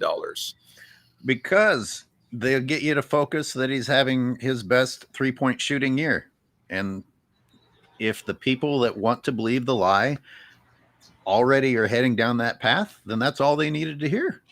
That's all they needed to hear. They don't care that he doesn't hit them when it matters. They don't care that he's wide open. They don't care that his shooting percentage has gotten better because people have stopped bothering to even guard him on the perimeter because he's so bad. Yeah. Yep. Thank you for the super chat. So Nick and AOH, I know you both wanted to talk about a couple things, and we'll lead with Nick since he brought it up first. What did you want to talk about before that you brought up? We kind of touched on it already, but we had done that stream about if LeBron should retire, and the one thing I had wanted to ask was, what do we think LeBron does for like 1 to 5 years after retirement? Like, in my opinion, I think he's going to hang around the NBA. He still is going to be like a face, which will be a little weird for a retired player. I can't quite remember anyone doing that if LeBron does end up doing it. I think he's still going to be very active in the league, which I don't like. I think you've had your time. You've said what you needed to say, did what you needed to do. You just kind of, it's okay to go out the back door silently and, not be seen and make a big gesture of it. He'll get his retirement parade and all that, which is, probably fair enough. But just what is he going to do? Because there is the part that I think he will hang around the NBA. Unfortunately, one guy had once said like an albatross around the neck of the NBA, which I think was a good way of putting it. But also outside of the NBA, I'm curious what he will fill his time with. Yeah, I guess I'll answer it first because I don't think I touched on it, but I think that he will continue to do things like the podcast he's doing. I think he needs to be in the media, and I know the social activism, however you want to classify it. I think that he would keep his face out there as a public figure, and I don't think he could let the spotlight go, man. You know what I mean? Like, he just seems like he needs the attention. So in 1 to 5 years, and I know he was talking about going and buying a team and all that sort of stuff. I could see him doing that and just being a very public person, kind of like God, I can't remember his name right now. It's early. The Dallas Mavericks owner, Cuban. That's Cuban. Actually probably a good theory. That's what I see with it. What do you two think about that? He's definitely going to be an owner. Yeah, that's actually probably is a good point. Mm-hmm. AOH, I mean, if you guys don't want to add on to what Nick was saying, AOH, what were you trying to bring up before? I was actually listening to Uncommon in my headphones while I was shooting the other day, and I was shooting alone on an empty court, and he was talking about how where does he live, by the way? Oh, I don't know, man. He's sure. yeah. Okay, LeBron? well, he was talking about the city that he lives in and how the basketball courts used to all be full with games running. And I was realizing, shit, what has happened to the basketball courts lately? And he made me remember in the 90s and early 2000s when I was really balling, and me and my crew would go looking for the best court to play at, the best teams to play against. Multiple options. Every court had people playing. And I was just wondering if you guys have seen a decline like that, like he's talking about, and if this is also a LeBron James effect, if that was a Michael Jordan effect, making basketball so lovable back then that everybody was playing and playing better than they play now, by the way. I had a terrible experience trying to play with these fucking idiots last night that don't know basketball rules. But anyway, you guys, does what Uncommon said resonate with anyone? I have a small take on that. I've used the analogy before how, it used to be, I think at the end of my time in like high school, you played as many sports as possible, right? And maybe you were better at one, you picked one, but you just did everything you could, right? The kids these days are playing 7-on-7 football 365 days a year. They're in camp shooting threes all the time. And one thing I remember hearing a lot kind of as I started to not play as much and made some sense is like, why would a kid who's like a starter at a high school or wants to play high school ball and is practicing on all these skills, like, why am I going to go play down at the rec with some nobodies and like get my knee banged up or rolled or something like that? I think a lot of that is going into it. Like, people are sort of playing it safe in a way. Like, I don't know how to exactly put it, but it's kind of like, I'm not going to risk injury unless it's a game, like a game, right? Oh, There's God. an So AAU game or something. Everybody's I feel like they're just that taking might be part of it. They're acting like the NBA players. Everyone takes themselves too seriously. Everybody's their own god. Just go play for the fucking love of the game. God damn it. You get hurt. It happens. Well, fucking grow up. I think when you talk about the basketball court thing, and I've heard my man Uncommon talk about that in some of his videos as well. I think it also goes to the larger societal issue, once again, that we've talked about before.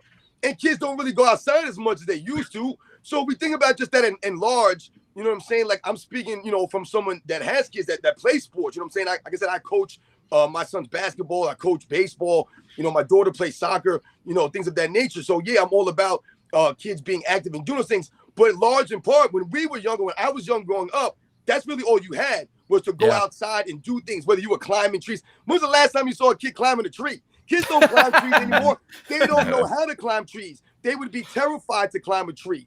So that's part of the reason why I think you don't see the courts as much. And just like we mentioned earlier, the time of that Uncommon, I believe we're about the same age. I'm 43. So he's talking about that 90s. Michael Jordan and what he brought everyone out there. That time, everyone was out there doing it. Everybody was on the court out there emulating Michael Jordan and some of these other players of the 90s, man, not just Michael Jordan, man. So yeah, he's right with some of that stuff. But it also can be, where you're from. Maybe your area, people do still play basketball a lot in certain areas. But like I said, a lot of kids don't go out as much as they used to. Yeah, I mean, you can even see it, right? I mean, even Jordan technically played two sports, Dion, Bo, right? There was tons of guys like you just played. That used to be the mentality. And now I feel like it's more you prep to play instead of just playing to play, if that kind of makes sense. Like, it's a risk aversion sort of thing. Right. You know who's making money on YouTube? Not us. Children playing video games. Yeah. And people watching them play video games. That still freaks me out that's a thing. Millions and millions of subscribers and views. I mean, they're being rewarded to not go outside. There's actually a financial incentive to be physically incapable of anything except earn a paycheck for sitting on your ass. Yeah. A lot more options to kids for sure these days than, right, like Robin said, than what we had. Well, for me with the basketball, seeing kids, I don't see kids play outside anymore either. And even a few years ago, I went and I visited my hometown.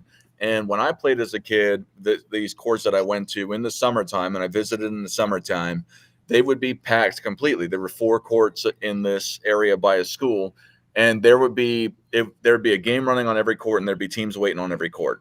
And I went back, and there was nobody there. Ironically, the only guy I saw was some older guy that I played with as a kid who was about 70 at the time that I saw him come back in, or that time that I went. But I think it's not that kids aren't playing anymore, kind of like what Nick was saying, but I think they all migrated to those indoor courts for the most part. And yeah, it's not as let's just go out and play basketball kind of stuff. Because for me, I would play all day long as a kid. It was something that I did for fun, and it was kind of I don't want to say prideful in a way, but I really loved playing the game. So I went out there and I played because I wanted to, and I made it a point to do it because it's something that I love to do. I don't think kids have that same passion anymore, or at least that's what I see. I don't think they do.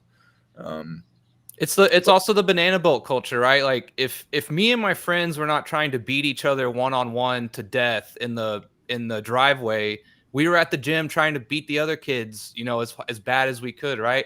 It's just I think the banana boat culture too is a whole thing. Like, I don't want to play too tough, and like the kid down the street, like we can't get too competitive, or we might hate each other. Like, there's just a big thing about that too. I think everything, kind of the culture, like everything is so personal, right? And it's like, no, we're playing ball, and then once the game's over, it's over, right? Like, it's maybe sometimes you draw a little bit, but it's a game, right? It's a game. It's an outlet that we love to do. Like you were saying, we just love to play. But I think the banana boat culture has a little bit to do with it, a little bit as well, right?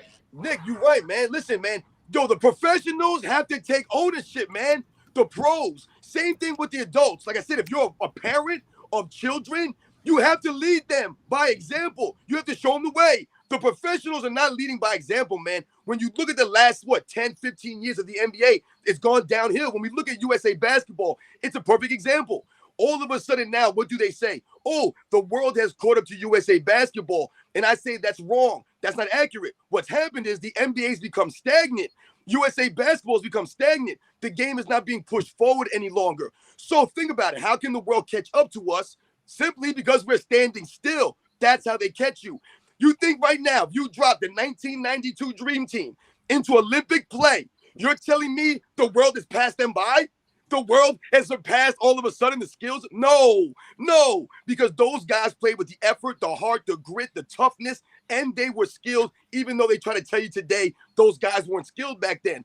Those guys were great. So if you drop that 92 Dream Team in Olympic play this Olympics, they would do just fine. They would dominate because they had that game. What's going on right now is the game has not been pushed forward. The game has become stagnant. Look at the All-Star game. It's an absolute joke. So the USA basketball has not gone forward, so the world has now what? Oh, they caught up to us because we ain't doing nothing, man. These guys are not leading by example. These soft, sensitive children that are out there now, they're all fat. Everyone's out of shape. No one could do anything. Kids are walking up a flight of stairs. They can't breathe. They're wheezing. Everyone wants to sit inside. No one wants to do anything. You got kids drinking coffee at 9 years old. They're drinking soda all day long. They're doing all kinds of crazy stuff, man. And you're not allowed to say, and you're not allowed to call them out, which is part of it. You're body shaming. You can't actually tell someone to live a healthy lifestyle because they're so important and their feelings are validated and they need that food and they hate exercise. It's just how they feel, and you need to respect their feelings if they don't like exercise. To go back what you're saying about the Dream Team too, I think one of the things that gets overlooked about them, I heard a coach recently, I don't know who it was, but he said something like players today can do so much, but they're not better basketball players. I think it's kind of one of the talking points we've said, right? All these guys have a bag, but what can they really do? Like, I want to see it translate into winning and success on the court. I think that's kind of what he was saying. And the great thing that gets looked over about the Dream Team is these egos and superstars playing together, right? Everyone knew their role. They knew what they needed to do. You know, like could Bird shoot 8 threes a game if he wanted? I mean, I know he was hurt, but no, he wouldn't do that. He'd still play within the team, within the system. Everybody knew their role, right? I think that's one of the things that gets overlooked is it reminds me of today, right? Like, I don't think superstars of today could come in and just gel, because can they do more? I mean, technically, yeah, whatever you want to say about that. But are they better basketball players? Do they get the game? Can they adapt and fit into a system? Can they understand a strategy and an angle we're trying to execute as a team? And can you do your role that I need you to do, instead of being the head honcho on your NBA team that you just came from?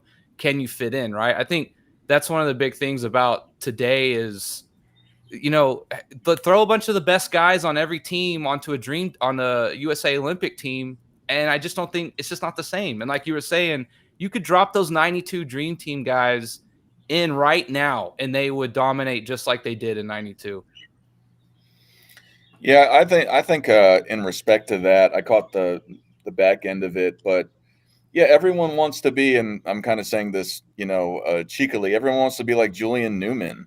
You know what I mean? Just have your YouTube channel, and it doesn't even matter if you're going to make the league or not, but you're famous for playing basketball, and you don't, and you know what I mean? Like, and this is to take it a step further. Maybe you talked about this, but just a lot of these kids' attitudes toward the game as well is something that just, again, you know, it doesn't seem like they have passion for it. It seems like it's all self-serving, and it's not about the game. It's about the YouTube, essentially. Yeah, get mine. Yeah. And and that goes all back to what we were initially talking about and why Michael Jordan is still so popular to this day. It's not just the numbers and the accolades. It's about what Michael Jordan meant, the way that he carried himself, playing with that love of the game that we're talking about. These guys don't really seem to have that love. I'm telling you right now, a lot of these guys who are considered all-time greats, if they didn't get paid, they would not be playing basketball, man. They would not.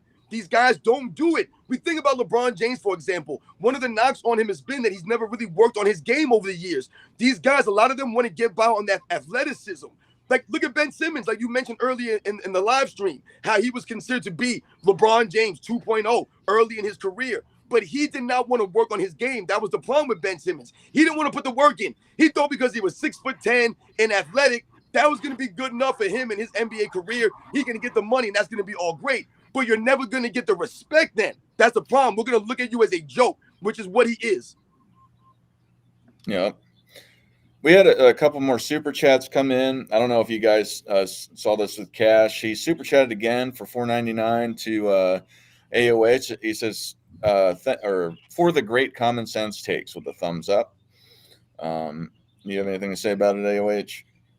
Thank you, Cash. And you know, Cash, I caught a couple of his chats on the side. He's encouraging people to support our channels, and I appreciate your positivity, Cash. And and thank you again for another super chat.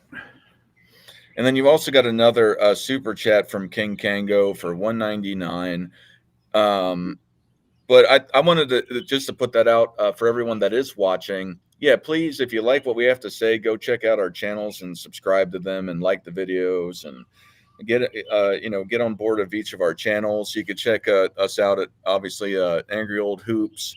You can find me at Michael Jordan Fans Are the Best or MJFB, NMB Sports, Sports Fitness France. We got all of our tags here for our channels, so just go search it up. You'll be able to find us that way.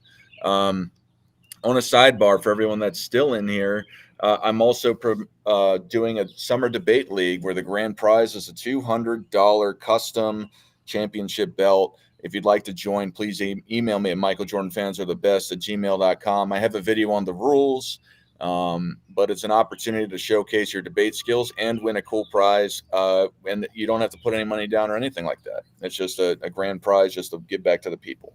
Now, if you win, you're like automatically entered for the next year, and you bring the belt back, right? Well, yeah. So I was just gonna. Well, I would bring the belt, but I was planning on next year just to give another belt to somebody. Just make another one. Okay. Either way, yeah. Yeah, but yeah, I would definitely carry that thing around if I won. In general, I'm not gonna win, but Oh, here's another one. Cash also. Oh, here it is. He actually added everybody, and he super chatted AOH again for $4.99. And yeah, those are our ats. So I'll just I'll pass that along to Robin. I'll PayPal Robin. Hey, does this fall under the banana boating thing that Nick was talking about? Where you see these dudes, I can't remember how long ago it was, but it started a long time ago, where guys acted like it was cool not to try very hard out on the basketball court, and some of them would even walk over and answer their cell phone as if they're like so goddamn important that they need to leave a basketball game and check their phones. And they all just start getting into these childish screaming matches and crazy profanity and derogatory shit like immediately and over nothing. But it reminds me of some of these ex NBA players with their podcasts and the way that they behave, and it's really embarrassing to see how they behave. Now you see these kids on the court acting like them. You know, because what you're alluding to, HOH, is that these guys have lost the fact and the sight that playing basketball in the NBA is actually a privilege. They're privileged to be playing in the NBA no matter how you slice it. People can say whatever they want about these things, the contracts, the kind of money these guys get paid, or some of the money these guys don't get paid, whatever. It's a privilege to play in the NBA, to be able to play a game that you love. And like I said, get paid to do these things. The problem for a lot of these players is that they feel so entitled now. How dare we criticize them? How dare we hold them to a standard? They just want their money and they want the fans to go to the games and shut up. How dare we challenge them this way? This is why these guys are disgusted and they're so sensitive. They can't take any backlash. I mean, think about the NBA players and the way the media is with a lot of these guys. They handle them with kid gloves. You can't ask them any tough questions in a post-game press conference. You can't give them any kind of pushback. Or these guys are going to go into some tirade, or they're going to act like you're disrespecting them. It's insane to me, man, the level that these guys have gone to as far as them believing that they have a right to play in the NBA. And damn it, you're going to pay us whatever we want, and we don't have to give that effort. We don't have to show up for every game and give the effort. We don't care about the fans like that. This is why they'll have them ejected from the stands. I tell people all the time, this is my stance. The people who are at these games should be able to say whatever they want. Do I agree with some of the things people say? Absolutely not. I do not condone racism or things like that. But if someone feels the nerve that they have the right, they're going to say that kind of stuff in public, if they feel that comfortable and they say it, that's on that person. But they should be professionals. We go back to that word being a professional. You know what being a professional is? I'm going to give you an example of what being a professional is. A lot of people don't know, but I served in the U.S. Navy. I served during wartime. We all know what happened during 9/11. I served from 1999 to 2003. I was a gunner's mate, right? So there were often times when I would go to base. I'm driving to the base in Virginia, right? Virginia, Norfolk, Virginia. There were people out there protesting the war. They were protesting us, the U.S. sailors, going to work every day, yelling at us, saying things to us because they were against the war and what the government was doing over there, right? Did I ever get out of my car and confront these people? Did I get out of my car and yell at them and say, damn it, I'm protecting you folks. Damn it, wake and open your damn eyes. No, we didn't do those things. You went to work because we're professionals. That's what you're supposed to be. These guys have lost sight of this stuff. They're not true professionals. So anytime someone heckles them, someone says something out of line, out of color, they get all upset and say, how dare you say this to me? I'm a professional athlete. Don't carry yourself that way. Real fast, we got the super chat from King Kango for Robin for $4.99. Says the fact that Ant Edwards is being compared to Jordan instead of Excuse James is very telling.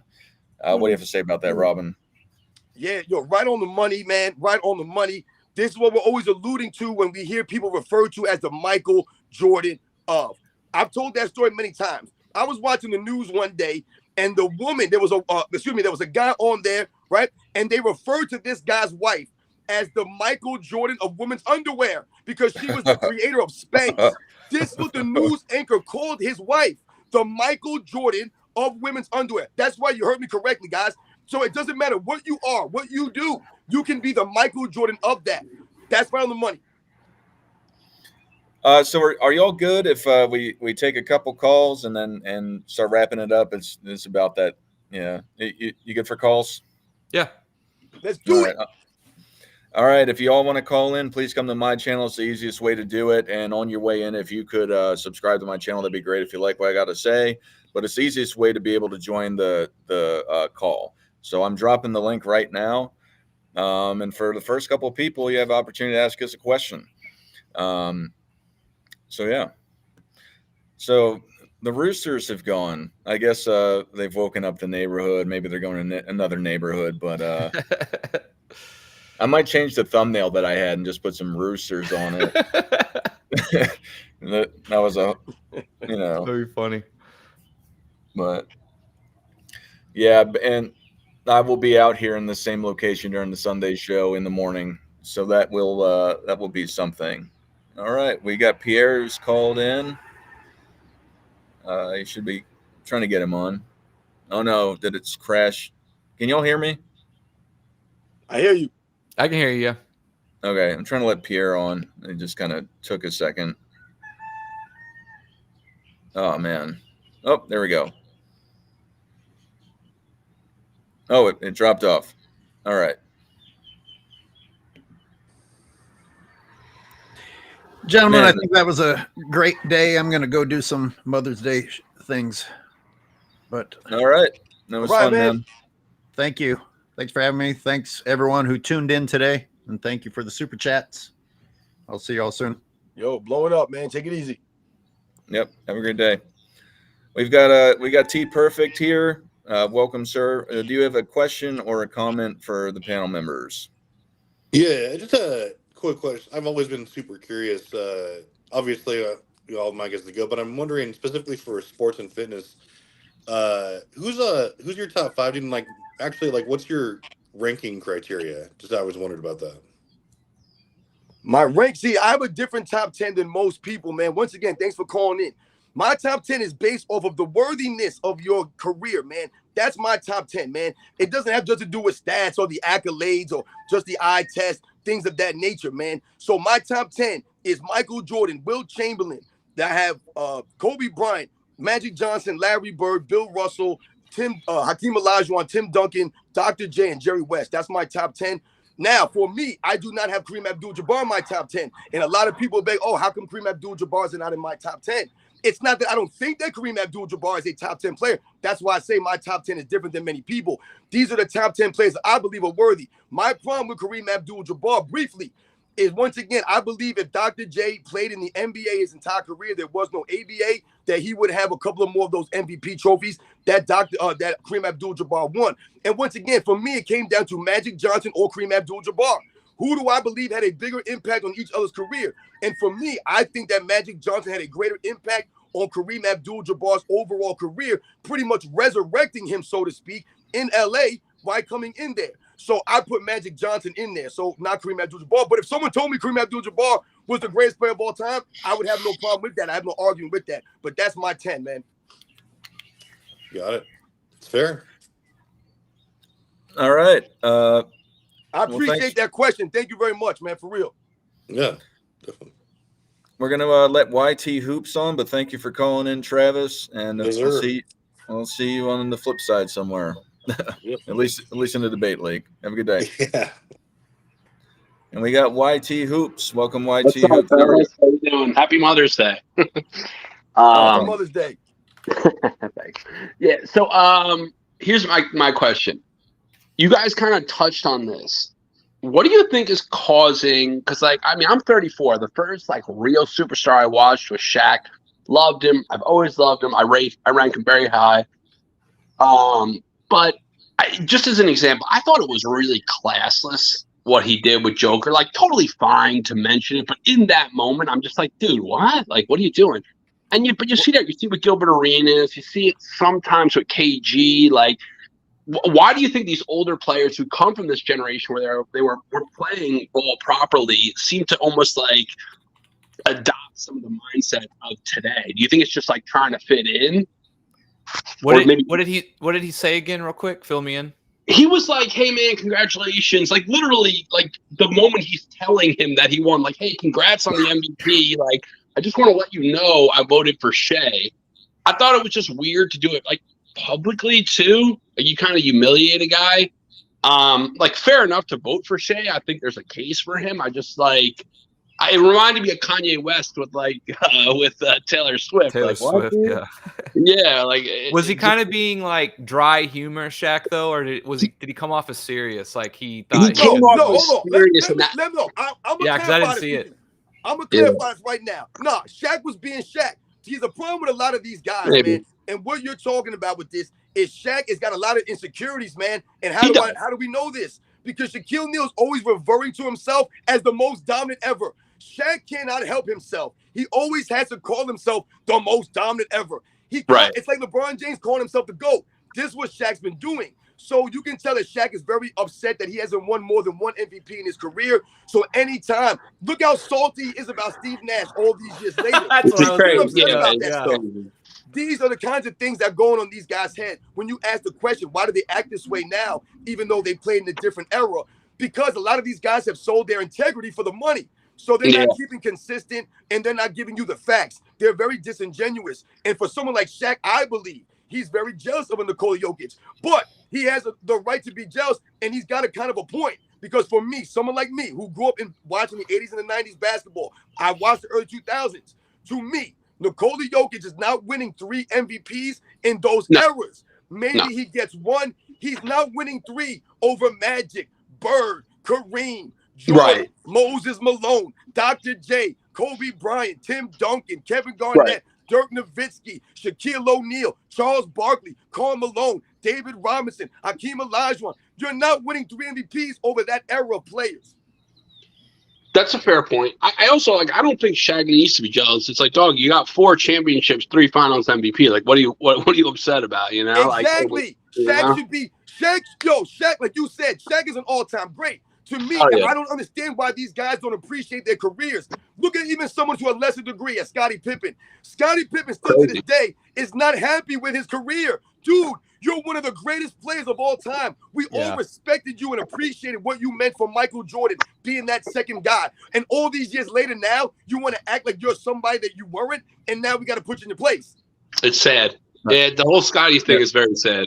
Pathetic, honestly. It's a bad way of like, you know, especially if you're great, but when you retire, like you're supposed to be an ambassador. Like I was saying, when Jordan left because his time was done and it was time for the next crop, right? It's just, it just comes off salty and childish, and like you should be. These guys are playing now. You should be hyping them up, putting the product out in front of as many people, and being complimentary. But yeah, that's kind of sad that he did that, I guess. Right, but maybe it's not a new thing. Like wasn't Wilt doing that to like Jordan, Dr. J? What YT? We're gonna let some other callers on, but thank you for calling. Yeah, but have a good day. Happy Mother's Day. Yeah, Wilt was like that a little bit too. I guess you could say a little bit. Yeah, but that was one of the greatest of all time conversation. That's a lot different. You know what I'm saying? That's true too. Thought he was the greatest still. Yeah. We've got Phil here, but real fast, I got a couple of super chats from It's Not That Serious.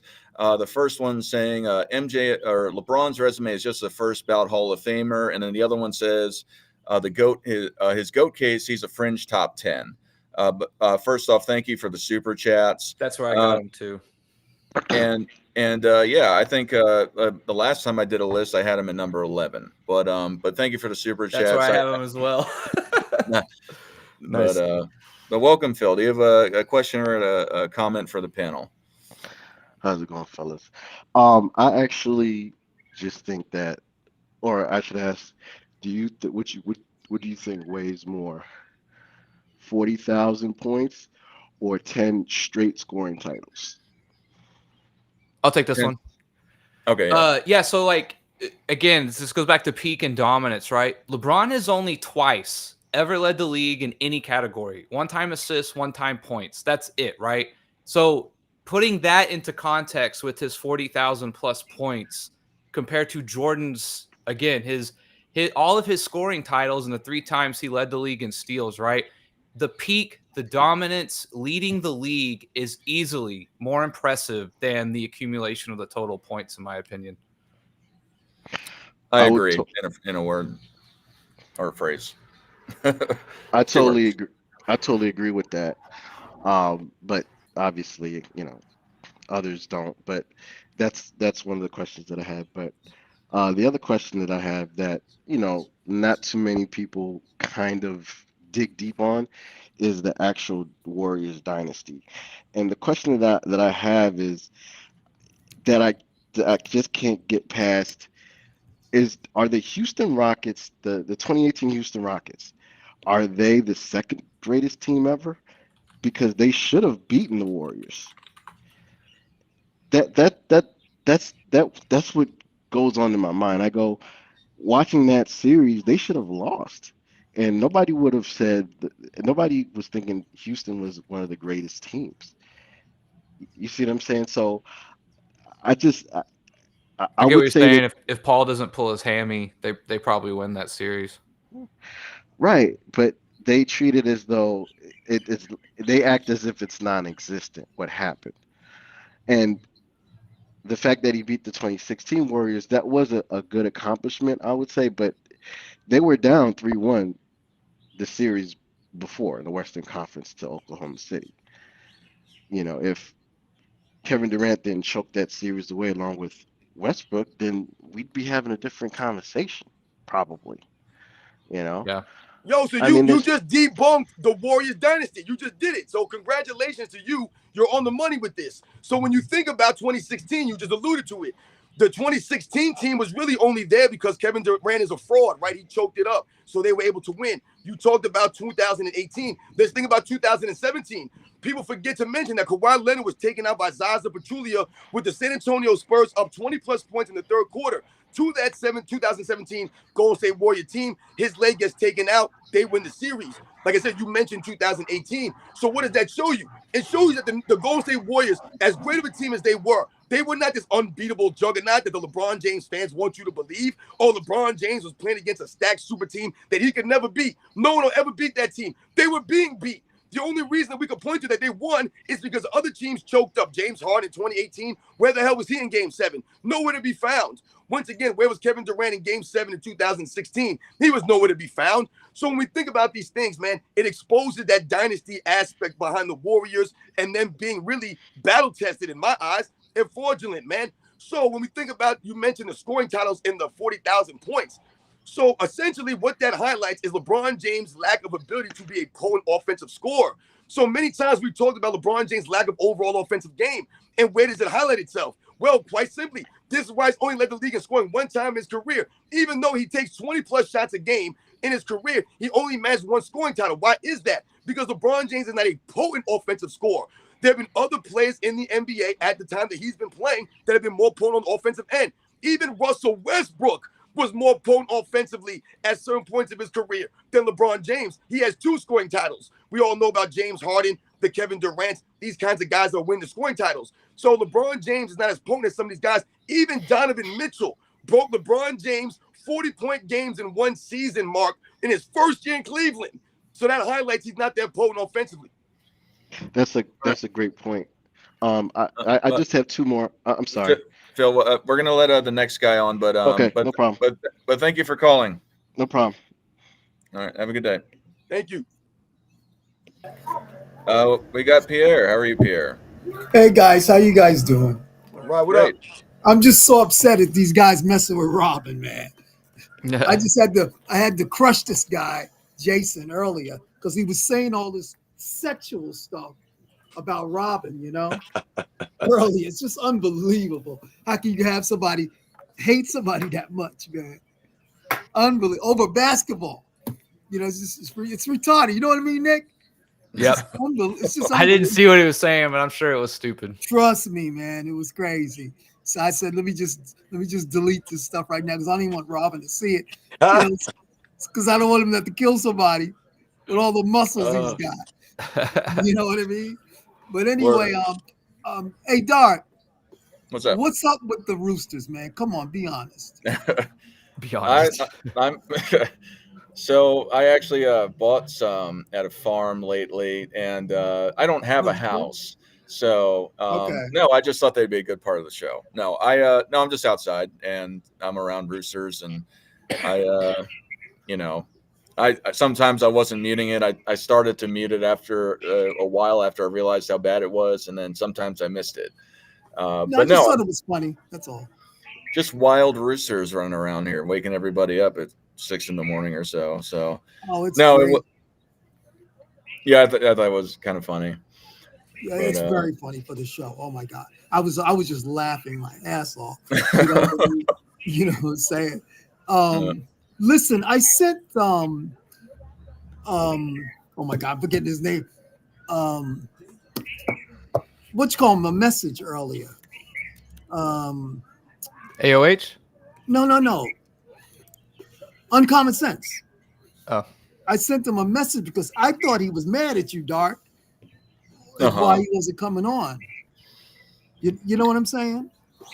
Yeah, I just talked to him recently, and because I hadn't talked to him in a while, and then he said he just had some business ventures going on. I don't know how much I don't want to put his stuff out what we talked about because I don't know if he's okay with cool. it. So, but yeah, he had some stuff going on. He said it was really busy with her. I mean, I'm so happy the fact that he's still down and he's still coming back to the show. It's just that he's so his whole demeanor and the way his thought process is so great. The way he puts out his videos, it's unbelievable, and he's so on point. You know what I mean? That's why we have such a diverse channel here. You know what I'm saying? Because we got Robin's personality, we got Nick who's cool. You know what I'm saying? You know what I mean? And AOH, he's ready to just cut you in half. And we got we have a really diverse group. And Dark, even though you're young, I always told you this. You're just as smart as a whip. You know what I'm saying? Pierre, you're a good hype man. But I'm just trying to be on point with everybody. Because we're ready to crush these people who want to talk of negative stuff about Jordan and want to bring up stuff about the past that is not true.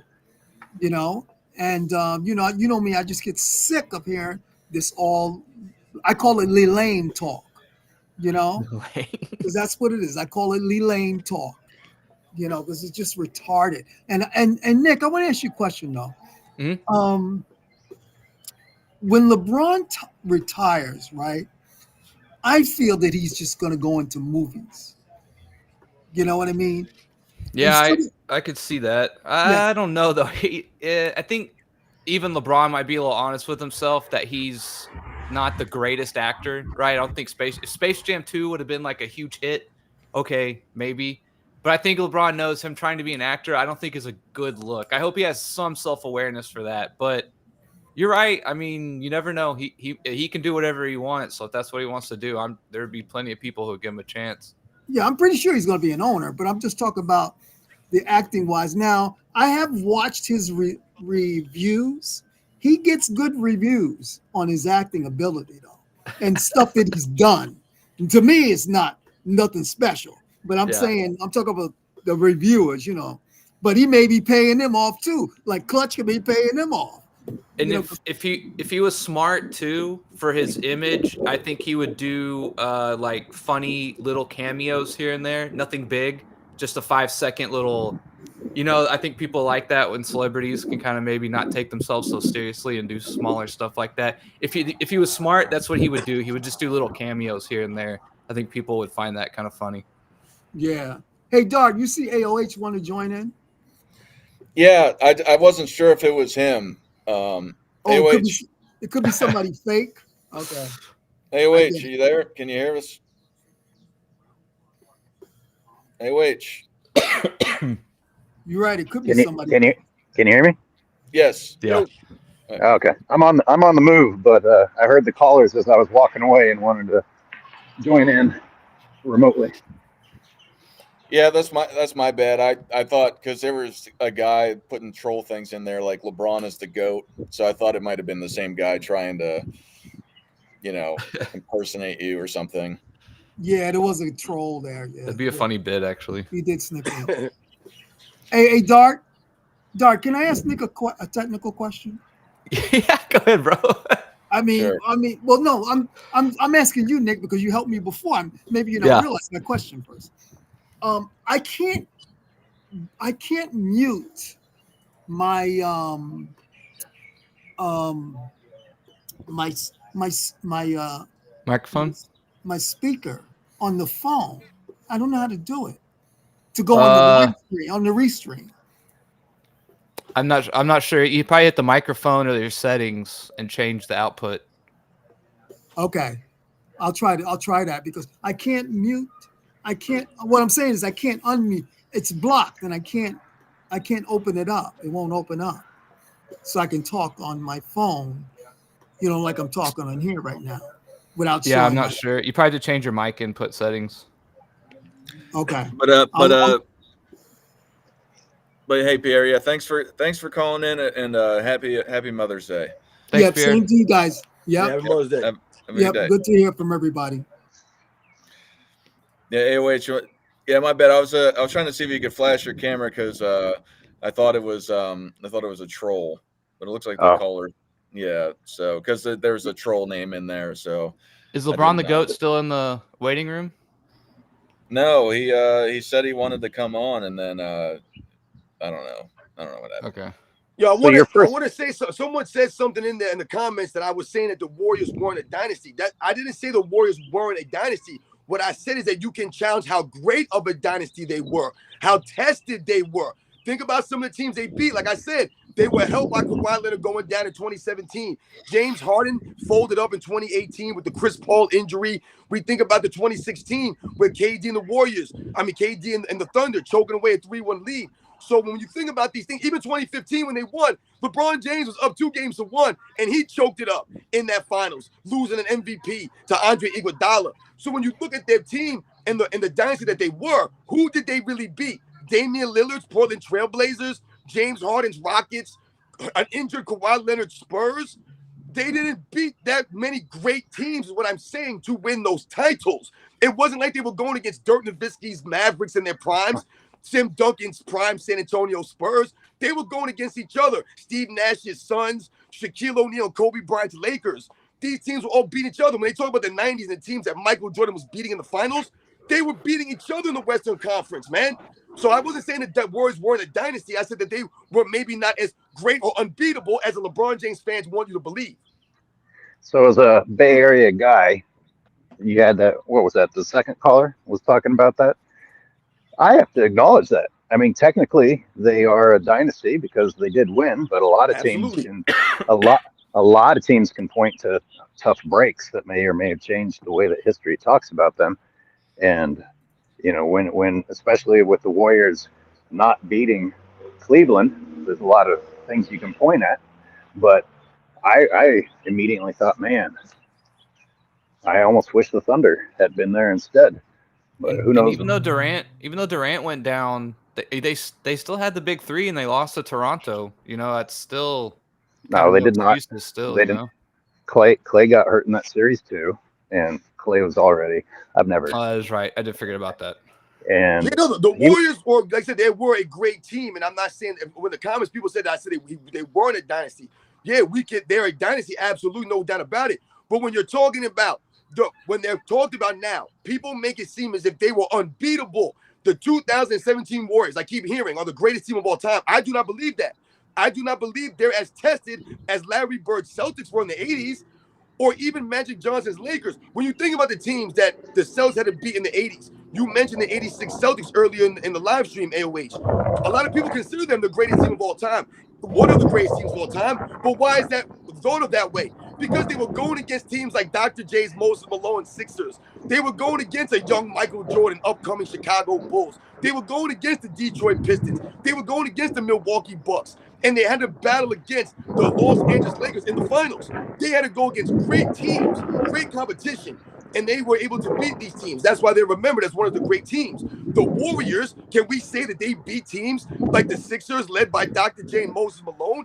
Did they beat a team like the Detroit Pistons? Did they beat teams like this? I don't know if we can say that.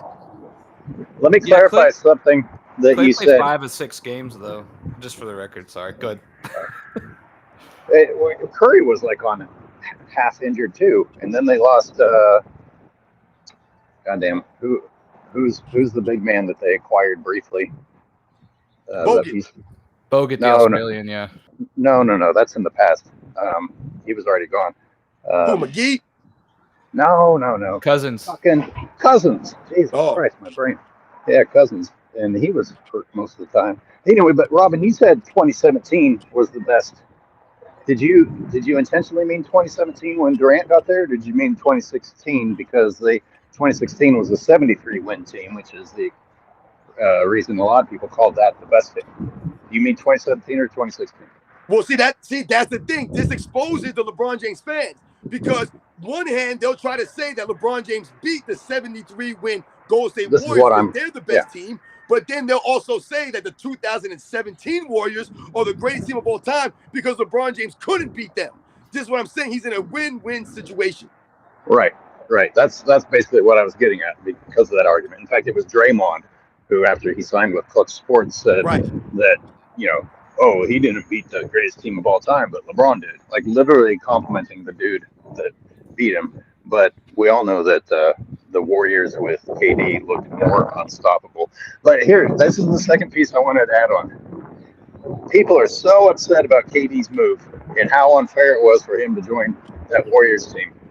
But they also simultaneously shit on KD all the time. And he's a bus rider and KD ain't all that and blah, blah, blah. Well, if KD ain't all that, why were people so upset about him going and joining the Warriors? It shouldn't LeBron James joining a team be what everybody gets upset about it being unfair? I don't think there would have been as strong of a reaction. Like, they were scared of KD at the time. At least, the main thing with that is because he joined the 73 win team. In my opinion, they're the same. But people see KD joining a 73 win team, and I think they say it's more egregious than what LeBron did. Even though I don't agree, I think they're about the same. But does he suck or not? Because is that egregious? Definitely doesn't suck. if he's just a bus rider, so who cares where he goes? Right. According to them. Agreed. And then the other thing, your first caller was talking about Shaq, and I was debating whether to edit a video on that today. I started it, but a lot of people have already torn him apart about it. But it sounds like some people haven't heard everything he's done.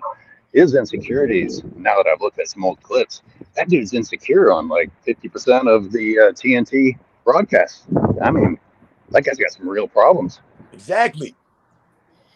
I still say this. The only way, because just his voice, the only way he has sports commentary is just the shock value that he brings. Because he's, I'm not saying I have the best voice in the world, but man, he is hard to listen to if you're just listening to him. Like it's like I know they were like rotating people there for a while, and I don't know how they got stuck on Shaq. I mean, I know he's kind of a character, but that's what Charles is there for, right? I'd like someone else who can bring a little bit more of like an analytical breakdown of the game, Yeah, maybe it is the shock value. Yeah, and I mean he's like y'all are saying, he's got character, he's got personality, and he is entertaining, and that's why he's there. But if you just listen to him, I would not want to listen to him on an audio-only podcast. Right, but as a commentator, yeah, exactly. Not so much. Yeah, it's bad. It sort of reminds me of LeBron in the way that he takes what he's saying very seriously and does it slowly. And it's really dumb shit coming out of his mouth. But he clearly thinks it's the best thing ever said. Yeah. Do y'all have any thing else you want to talk about, or you guys good to start wrapping this up? Yeah, I'm ready to wrap it up, man. Yeah, I gotta go see the ladies with the fam. Yeah, I gotta call my mom too. It's, yeah, but yeah, thank you, live chat, for joining us, participating, the super chats. Again, if you liked what we had to say, please subscribe to our channels and like our videos and put the notifications on, the whole nine.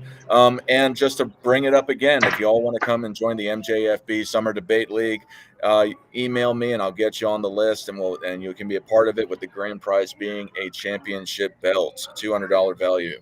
No money down. It's just an opportunity to showcase your debate skills, and you have a prize at the end of it. But yeah, do y'all have anything, last words for the people? Nick? Nope. Happy Mother's Day. Robin, you got anything to say? No, just shout out to everybody in the chat, man. Once again, you guys were amazing, man. Thank you for all the support for all of our channels, guys. Like I said, man, much respect again. Shout out to all the mothers out there. Happy Mother's Day, man. You guys know the deal, man. You know what it's about, guys, man. Catch you guys on the next one. Yeah, like Robin said, thanks for all the support and things y'all send us. That's awesome. It's really cool. Hey, you got anything for the people? That's it. Thanks, guys. Have a great day. Yep, and thanks again, and for everyone, Michael Jordan fans.